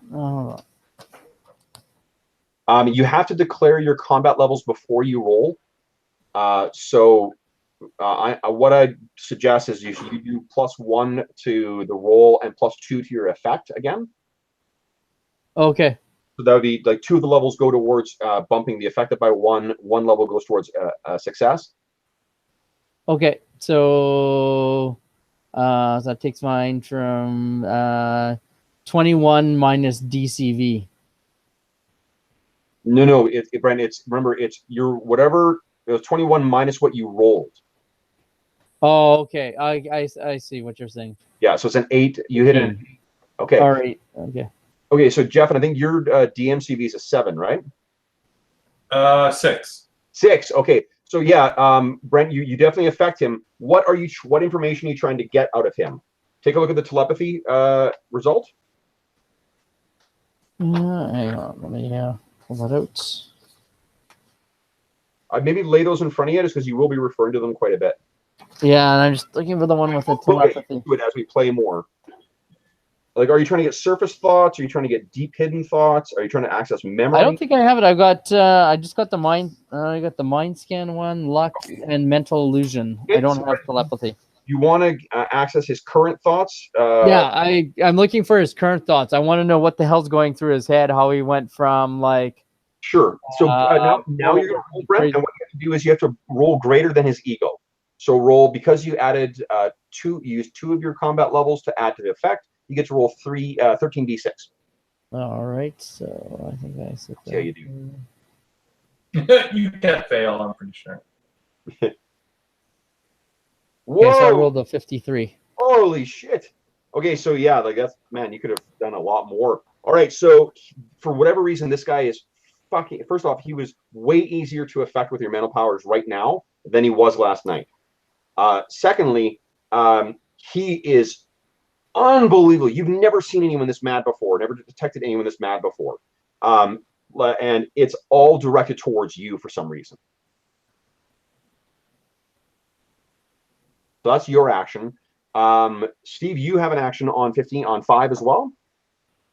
I'm a bit confused. So what do I detect? Do I detect his anger at Matt? You can remember that to use your sense magic, that takes your action, right? So like right now, you can see what's happening here, and like any layperson, one guy screaming at another guy, you can probably pick up that he's angry, but you're not picking up the same sensation that that Matt is, or the same information that he just did. So what are you going to do? Sure. I'll try sense magic. I'll use my mystic senses to see if I can detect what's going on. Okay, give me a sense magic check, please. All right. Wait, well, 11. You reach out. Yeah. Okay. So you detected this guy last night. There's nothing magical about him. He is definitely under the influence of some kind of magical whammy, and there is some kind of potent mystic presence in this room. Hmm. So you sense out, and that's what you like. You kind of holy shit, like it's fucking powerful too. Can I detect where it's coming from? I don't think so yet. What you were doing right now is just sort of sensing out. You could take another round to do that and try and use it as a targeting sense. Sure. Okay, so then that'll be next. So the next one is segment 6, which I think Duplicator, you got an action. Can I tell that? Wait, sorry, I forgot to go with the bad guy. Let me. Oh, yeah.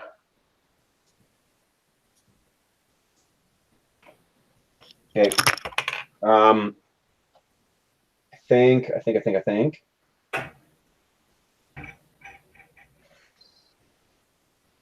Okay, someone's gonna actually. I'll try this. All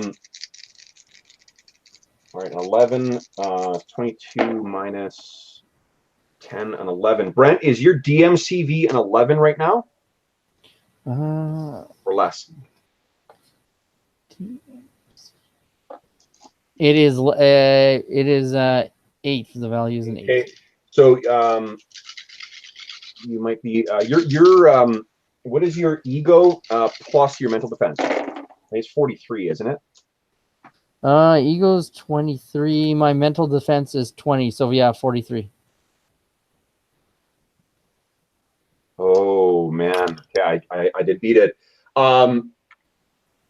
Matt, and this is not, you can't tell just as a role-playing thing, you can't tell this feels like an independent thing from you. Fuck this guy for getting in your fucking face and fucking yelling at you. Your anger now matches his.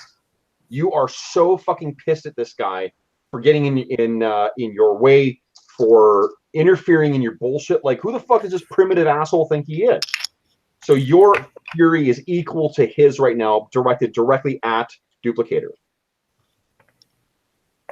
Okay, All right. is segment 7. I don't think anybody's got actions on 7. Wait, that was. That was still. Oh, sorry. Yeah, we're on 6. Forgive me. I think we're on 6. Yeah, we're on 6. Sorry about that. Oop, I'll get forward to 6. There we go. 6. All right. Right. So, Duplicator, you got something on 6. What are you doing? Just trying to decide, like, how Duplicator would act when he's extremely angry at someone he just met. Sure. I don't think his natural reaction is necessarily.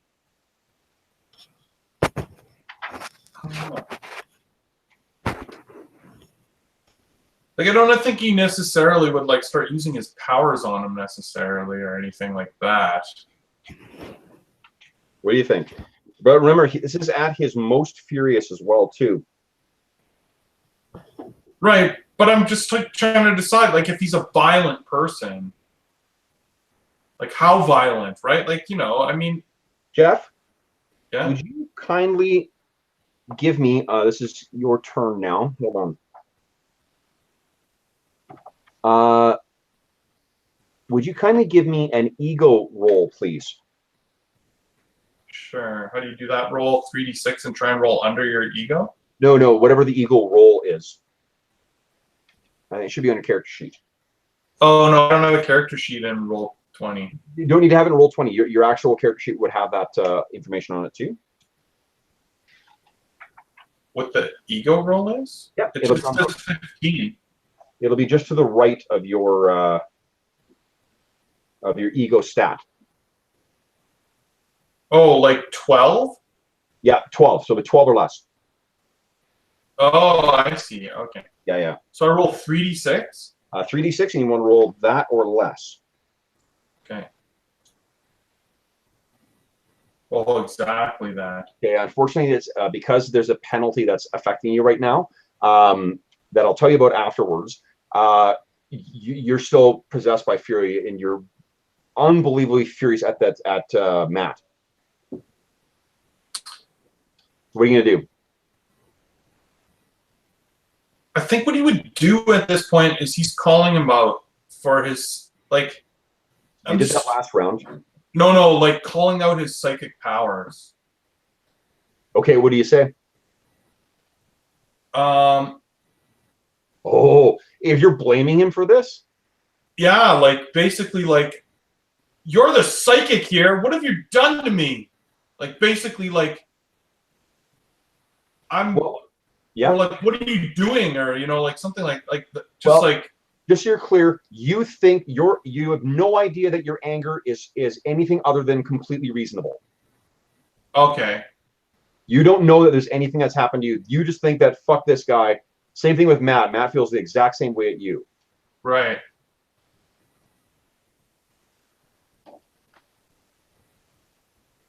Right, but you said I was angry at him for interfering with me dealing with that guy. No, you're just angry at him, and there's whatever reason you want to give for you being angry at him. Just so you know, out of character, what's happened, you've both been hit with a mind control effect that causes you to be furious at someone, and one of the special abilities with it is that you don't know that you're affected by it. You think that the anger is natural. Right. So you think you're just... So I'm calling him out. I'm calling him out, like, just as this, like... I think, Jeff, like, it feels like you're trying to dance around doing what would be a natural physical thing. Your character already responded in a physical way already. You can feel... Well, no, but what I'm saying, Kev, is, like, if I just met you, okay? Yep. And I'm really fucking mad at you. Yep. I'm not necessarily going to punch you in the face, but I am going to maybe call you out for, like, something I know about you that I think is going to piss you off or hurt you. Okay, so here's what I'll do, guys, is what I will suggest that this is going to be a presence attack on Brent. Like, so what I'm trying to say is, like, it doesn't change that I'm still trying to befriend this person or get information from him. I'm just really fucking mad at him right now. No, but you're not listening to what I'm saying. Is that's the level of anger you're getting right now.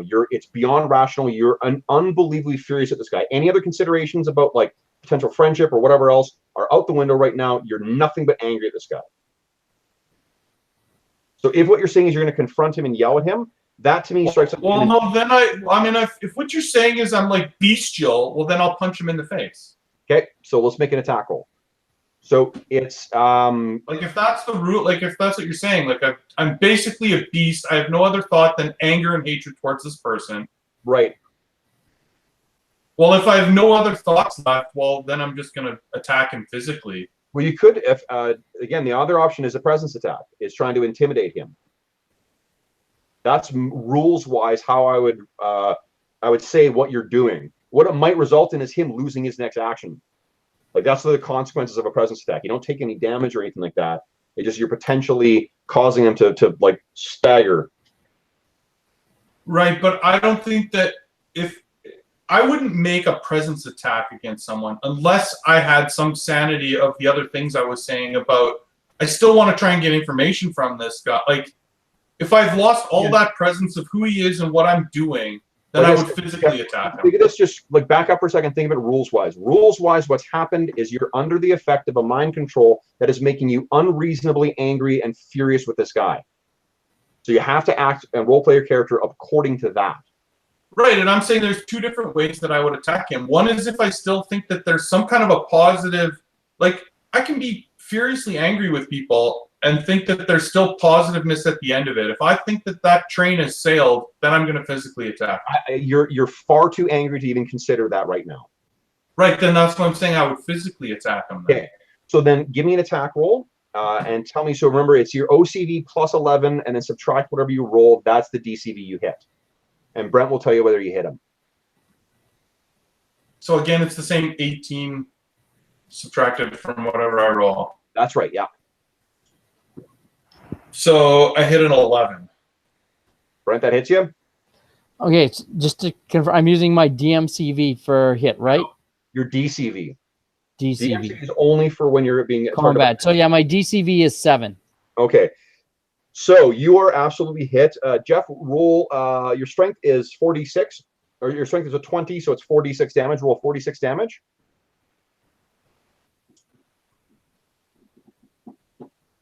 Okay. Brent, you did not tell me that as a course, a regular course of action, you, well, okay, here's the thing. Your shield does not cost anything, but it is visible. It's not an invisible barrier, so you would have a visible manifestation of your force field. Am I assuming that you didn't have that on right now? That's correct. I wouldn't have put, or even if it was invisible, I wouldn't have it up because it takes an action to put it up, and nothing. There's nothing to in advance. I thought that we'd be, Sure. going into combat, so it doesn't make any sense for him to. Okay, so what you do is whatever your physical defense is, not including your force field.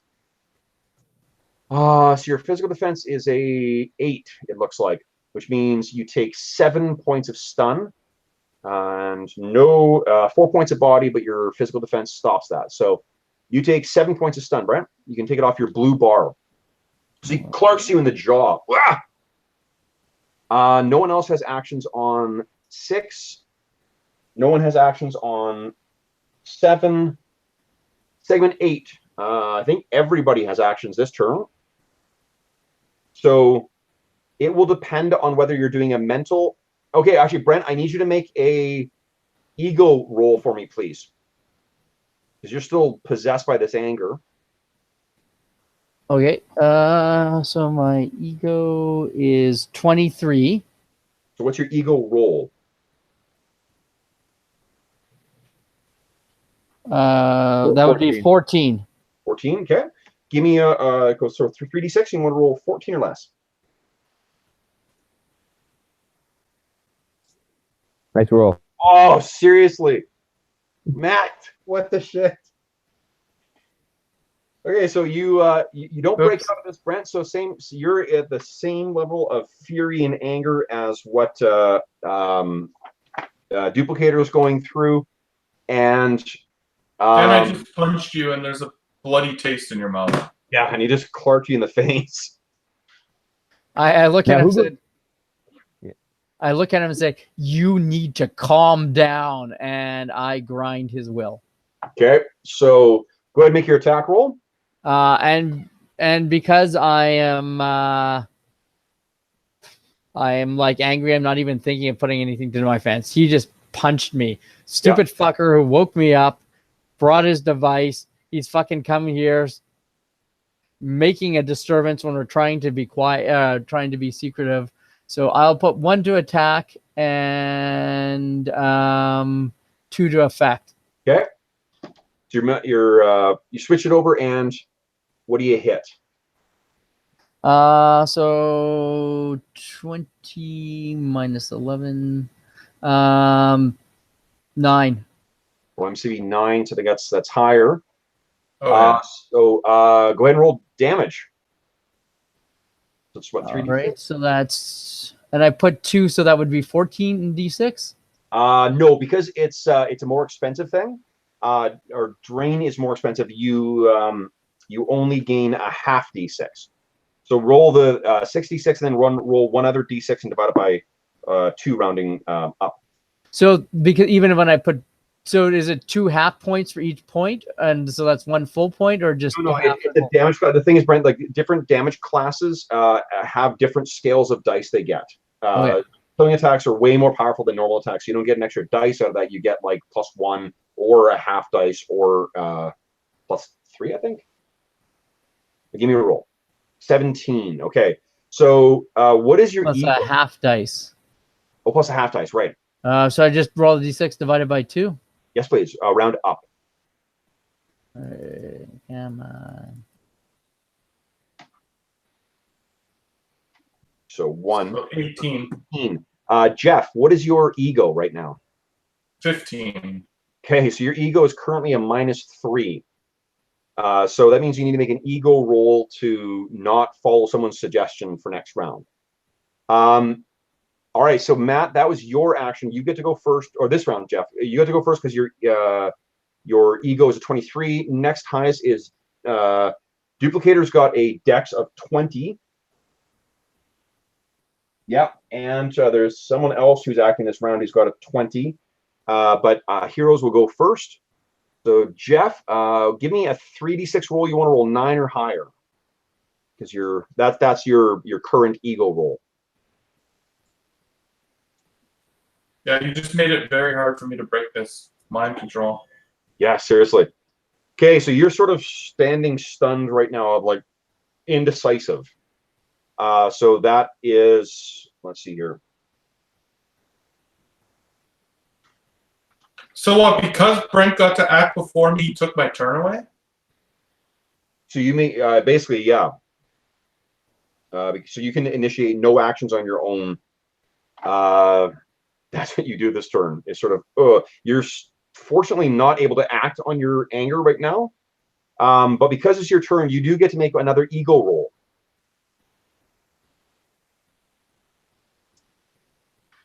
So give me one more. 13 again. Shit. Okay, no, you're still possessed by anger. You just can't act on it right now. Steve-O, you're up next. What are you doing? Oh man, So there's a lot this of pressure. presence there. These two guys are freaking out at each other. I'm very tempted just to stunt my teleport and get me and Matt the heck out of there. Okay. You used your detect magic thing last round, right? So how much did you mark your endurance? Brent, have you been marking your endurance as well? 3. Yes. Okay. So my endurance is down to 42. Oh, Brent, you're on your token, please. Oh, sorry. No, I haven't. Oh, I've been okay. using paper. My Yeah. bad.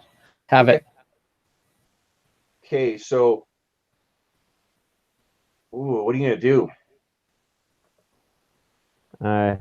This is a sticky situation. 45. At least mark my As a reminder, guys, you're playing Heroes, right? right. But yeah, natural disaster has its own sort of ethical code. Okay. All right, I'm going to try to locate the source of the magic. Okay, give me a detect magic roll.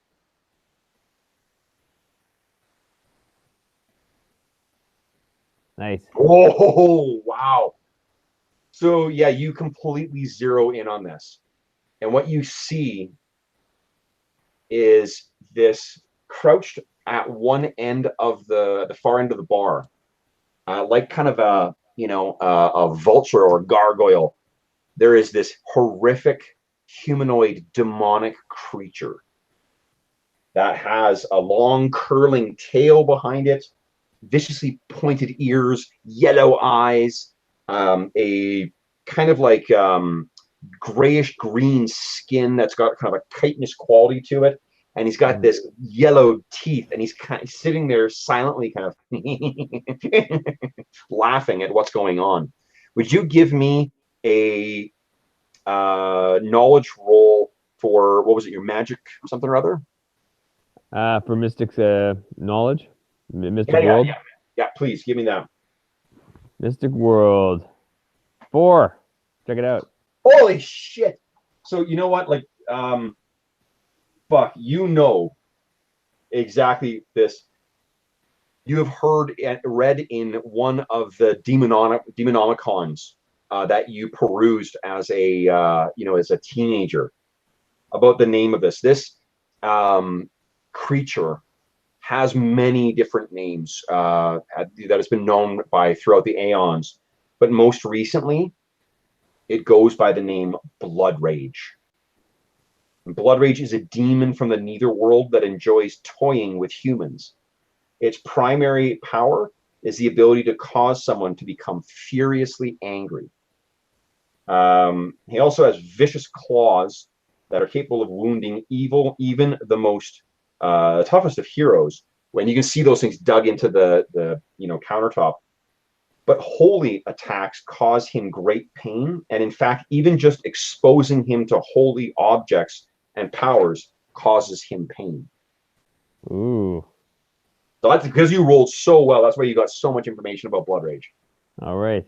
Okay, so that's what you learn that turn. Next round, it is segment 9. Oh, no, actually, hold on. Blood Rage gets an action as well.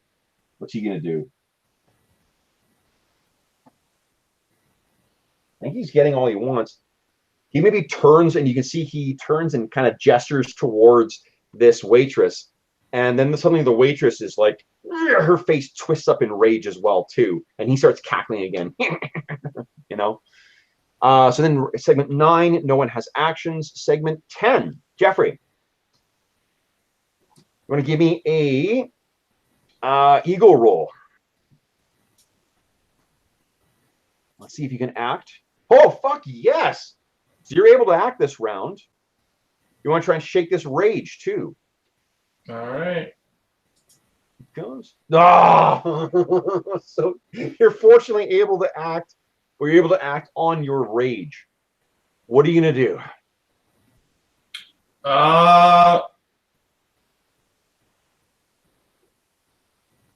Can I tell that Matt has done something to my mind? You haven't seen any things, but you can tell he got this look of anger in his face, and I think you probably can tell because you did have that connection with him, and he is Right, like, okay. Your Because I was head going to say, like, otherwise this grind willpower is broken. No, because it gives you got 9 or less chance of acting again, but and if you've No, but I mean, like, he can literally, like, doesn't that just permanently leave my ego at -3? no, at once you hit segment 12, post segment 12, you'll regain 5 points. Oh, okay. Yeah. I don't know. I guess I attack him again. Okay, so you shake off the fogginess in your head and go ahead and make your attack. Oof, that's probably gonna hit. Yeah, that hits an 11 again. Okay, so go ahead and roll damage. That's 13 damage. 13 damage. Brent, So that just to right to stun? well, no, you subtract your physical defense, your PD. All right. It goes right to stun. That's not enough body to get through your PD. So Okay. you also forgot to put your force field up last round. No, because it takes an action. I attacked instead. Oh, okay, got it. Okay, I'm assuming it takes an action, right? I think you can do it as a half phase action. So Okay. half phase, so you're okay to do both. All right. So and then it would just so it's a straight 13 from my stun. No, it's 13. You subtract your physical defense. Your physical defense is your armor against that. What's your physical defense? 8? 10? Physical defense. 8. 8. Okay, so then you take 5 points of stun, Brent. Okay. Hits you again. He's got a wild look in his eye right now. Okay, so anyone else have actions on 10? Yes. Yes. Okay, so then I think it goes Agent 13 first if you're doing a mental thing. All right. So I'm not quite sure how half actions work. So I can do. Hold on, Brent. Give me a ego check again. So ego is 14. So where's my roller? Yeah, Brent. Yeah. Your head. What the hell were you so angry for? It's gone. I mean, you may still be a little pissed because this guy's punching the face, but that unreasonable, ridiculous anger you were feeling, it's gone completely. So you can act normally this round. All right.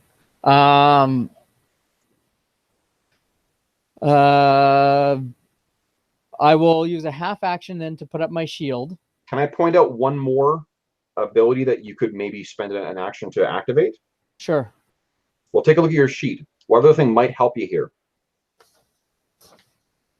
Isn't my my focus will, that's automatic though, right? Focus will is what? Your mental defense? Yeah. That's not the one I'm thinking of.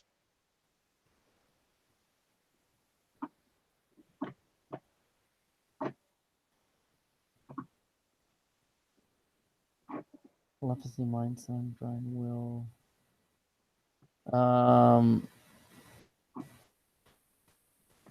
The only thing I could think of is my mind link. Yeah. Don't you think that might help to? Right now, you've got 3 of you guys who are all acting independently, and you don't quite understand why anyone's doing anything. And the information that Steve's gathering is not stuff you know right now.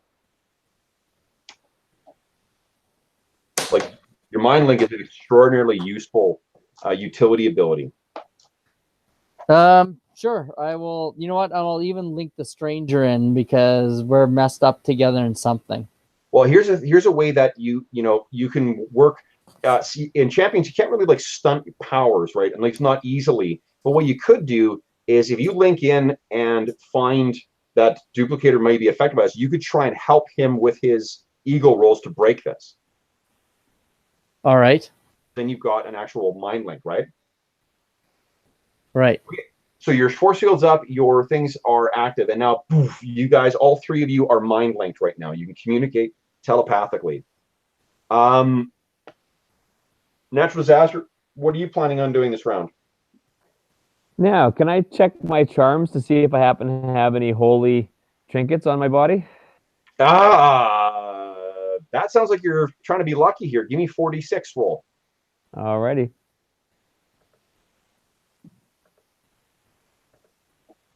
Ah. Oh, shit. Not on you, no. Okay. I guess in that case, I am going to... let's see if I can entangle this little bugger. So you can use your mind. Well, remember, don't describe it as what the power is. Describe it as as what the raw mechanics are. What are you're trying to... Weight of destiny. So so I'm going to try to mentally paralyze this little demon. Awesome. Okay. So you're gonna make it. It's an OMCV versus DCV. So and you have 2 points or 2 levels with your powers. So you could add that to your OMCV. Sure. Your OMCV is an 8. Do you want to add both those into offense, or are you gonna... Yeah, let's add both into offense. Okay, so it's 10. So that means roll 3d6 and subtract from 21. That'll tell you what DCV you hit. 9. So 21 is 12. So that definitely hits. Go ahead and roll a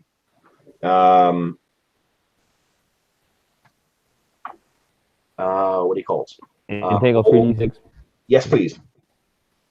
3d6 mental paralysis. 15. 15. Nice. So that's what we do is we count the body from that, and that's how much body is in the entangle, and it has a physical defense and energy defense of however many dice you roll. So it's 3. So that's amazing. Wow. Okay. I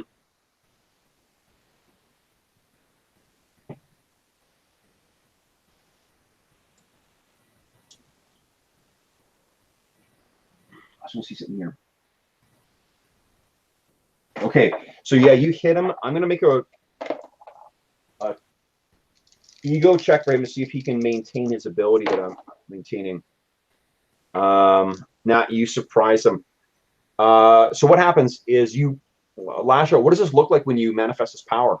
There's no physical thing, but the same as the other guy. I mean, unfortunately, I can't hide it. And this is the same as when I fought that the German super soldier.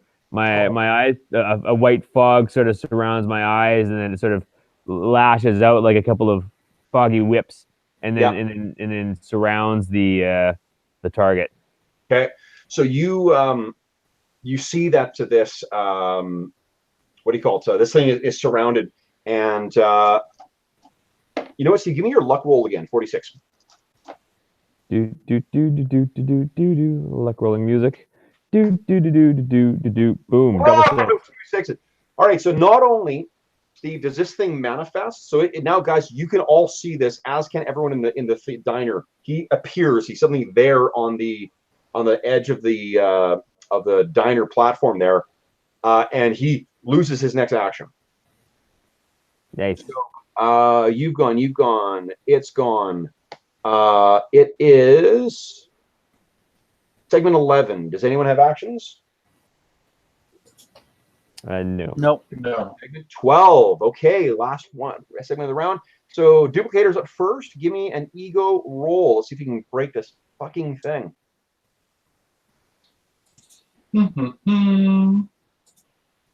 Yes! You're no longer possessed by fury. And you sort of stop and stagger back, and then you sort of look over your shoulder, and you see that thing that I described to Steve, crouched on the counter.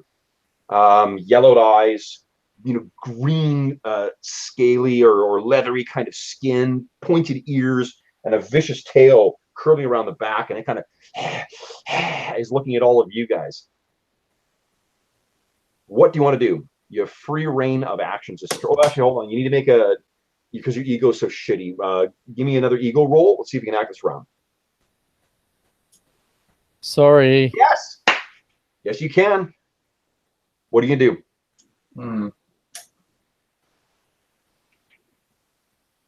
I don't think I would necessarily go over and physically attack that thing.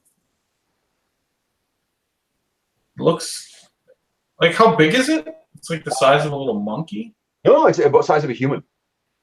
Oh.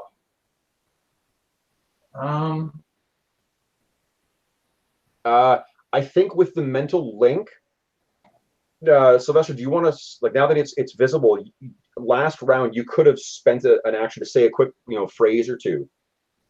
Sure. Yeah. Watch out! There's a demon in the room. That sounds awesome. Yeah. You turn around and you're like, what? There's a demon. Yeah. I think I will actually spend the round, time just getting my wits about me, because I was just punching Matt in the face. Okay. I don't know that I would necessarily charge a demon. No, fair enough. Oh, what about your well, you got your scanner with you. Yeah, I don't think I would be pulling that out this quickly. My mind is too fucked. Yeah. Okay, so you spend a round just remember. Next up, then, I guess, Brent, depends on whether you're doing a mental action or a physical action. Oh, it's a mental action. Now that I know that what's in the room, I'm gonna try and. What is your ego again? My ego is 23. 23. So tied with the villain, which means hero goes first. What are you Nice. gonna do? I'm going to try and grind its will. Okay. And I will put 2 to offensive and 1 to defensive. Okay.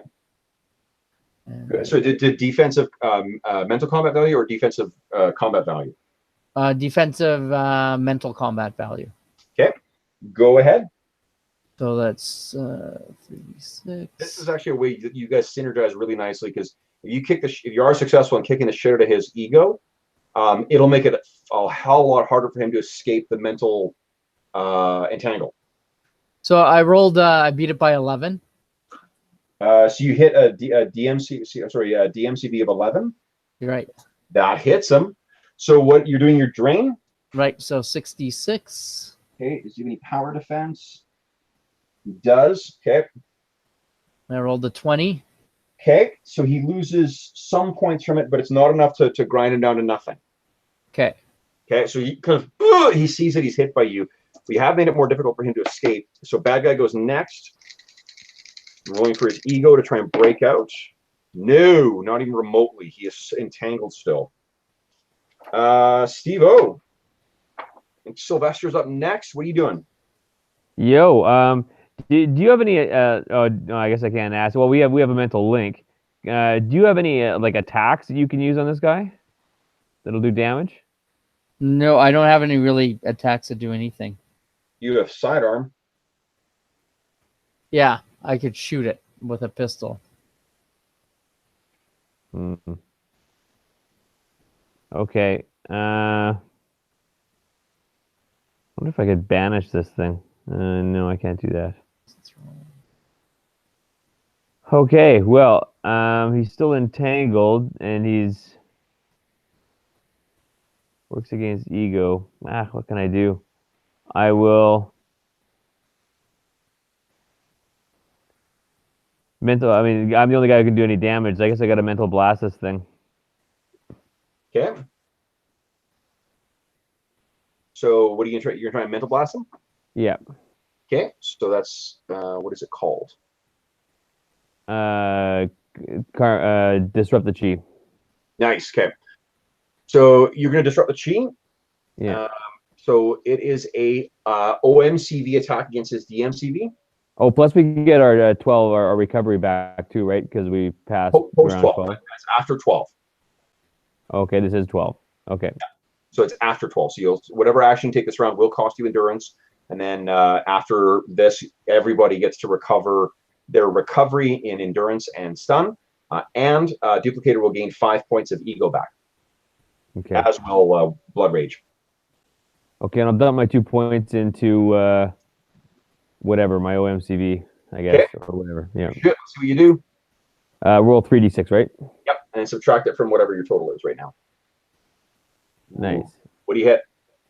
So my total is. Sorry, I forget how to do this. MCV So plus 11. Or so it's OMCV 10. plus 11. So that's 21. Minus 11. You hit. So you hit DMCV of 10. That is a hit. Roll damage. Nice, 46. He has mental defense. 14. Unfortunately, this thing has a very strong will, and your attack just sort of like washes over it. Hmm. Okay, I think, has everyone gone this round? So, Duplicator, your ego is back up to a 2 now, so no longer, you don't need to make ego rolls each round. Okay. And everybody recovers their recovery stat in endurance and stun. Yay. And then I think next up is Duplicator on segment 2. What are you doing? Okay, now I got some of my wits about me. Yeah.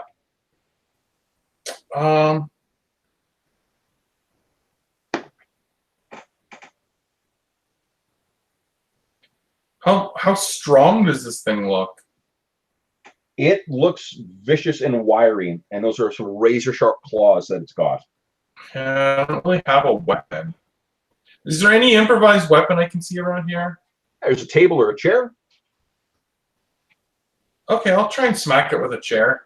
Sure. Your character's really strong. There's probably those old 60s like napkin holders on the tables at a diner.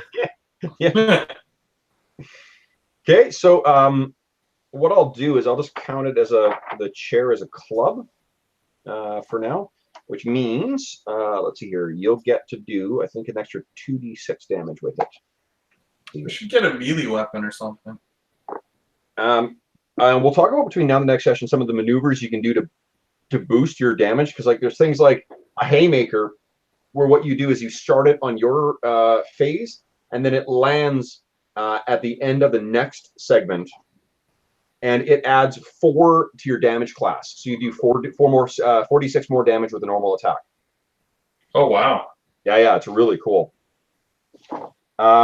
Okay, so the club. Yeah, I'll say 2d6 for now.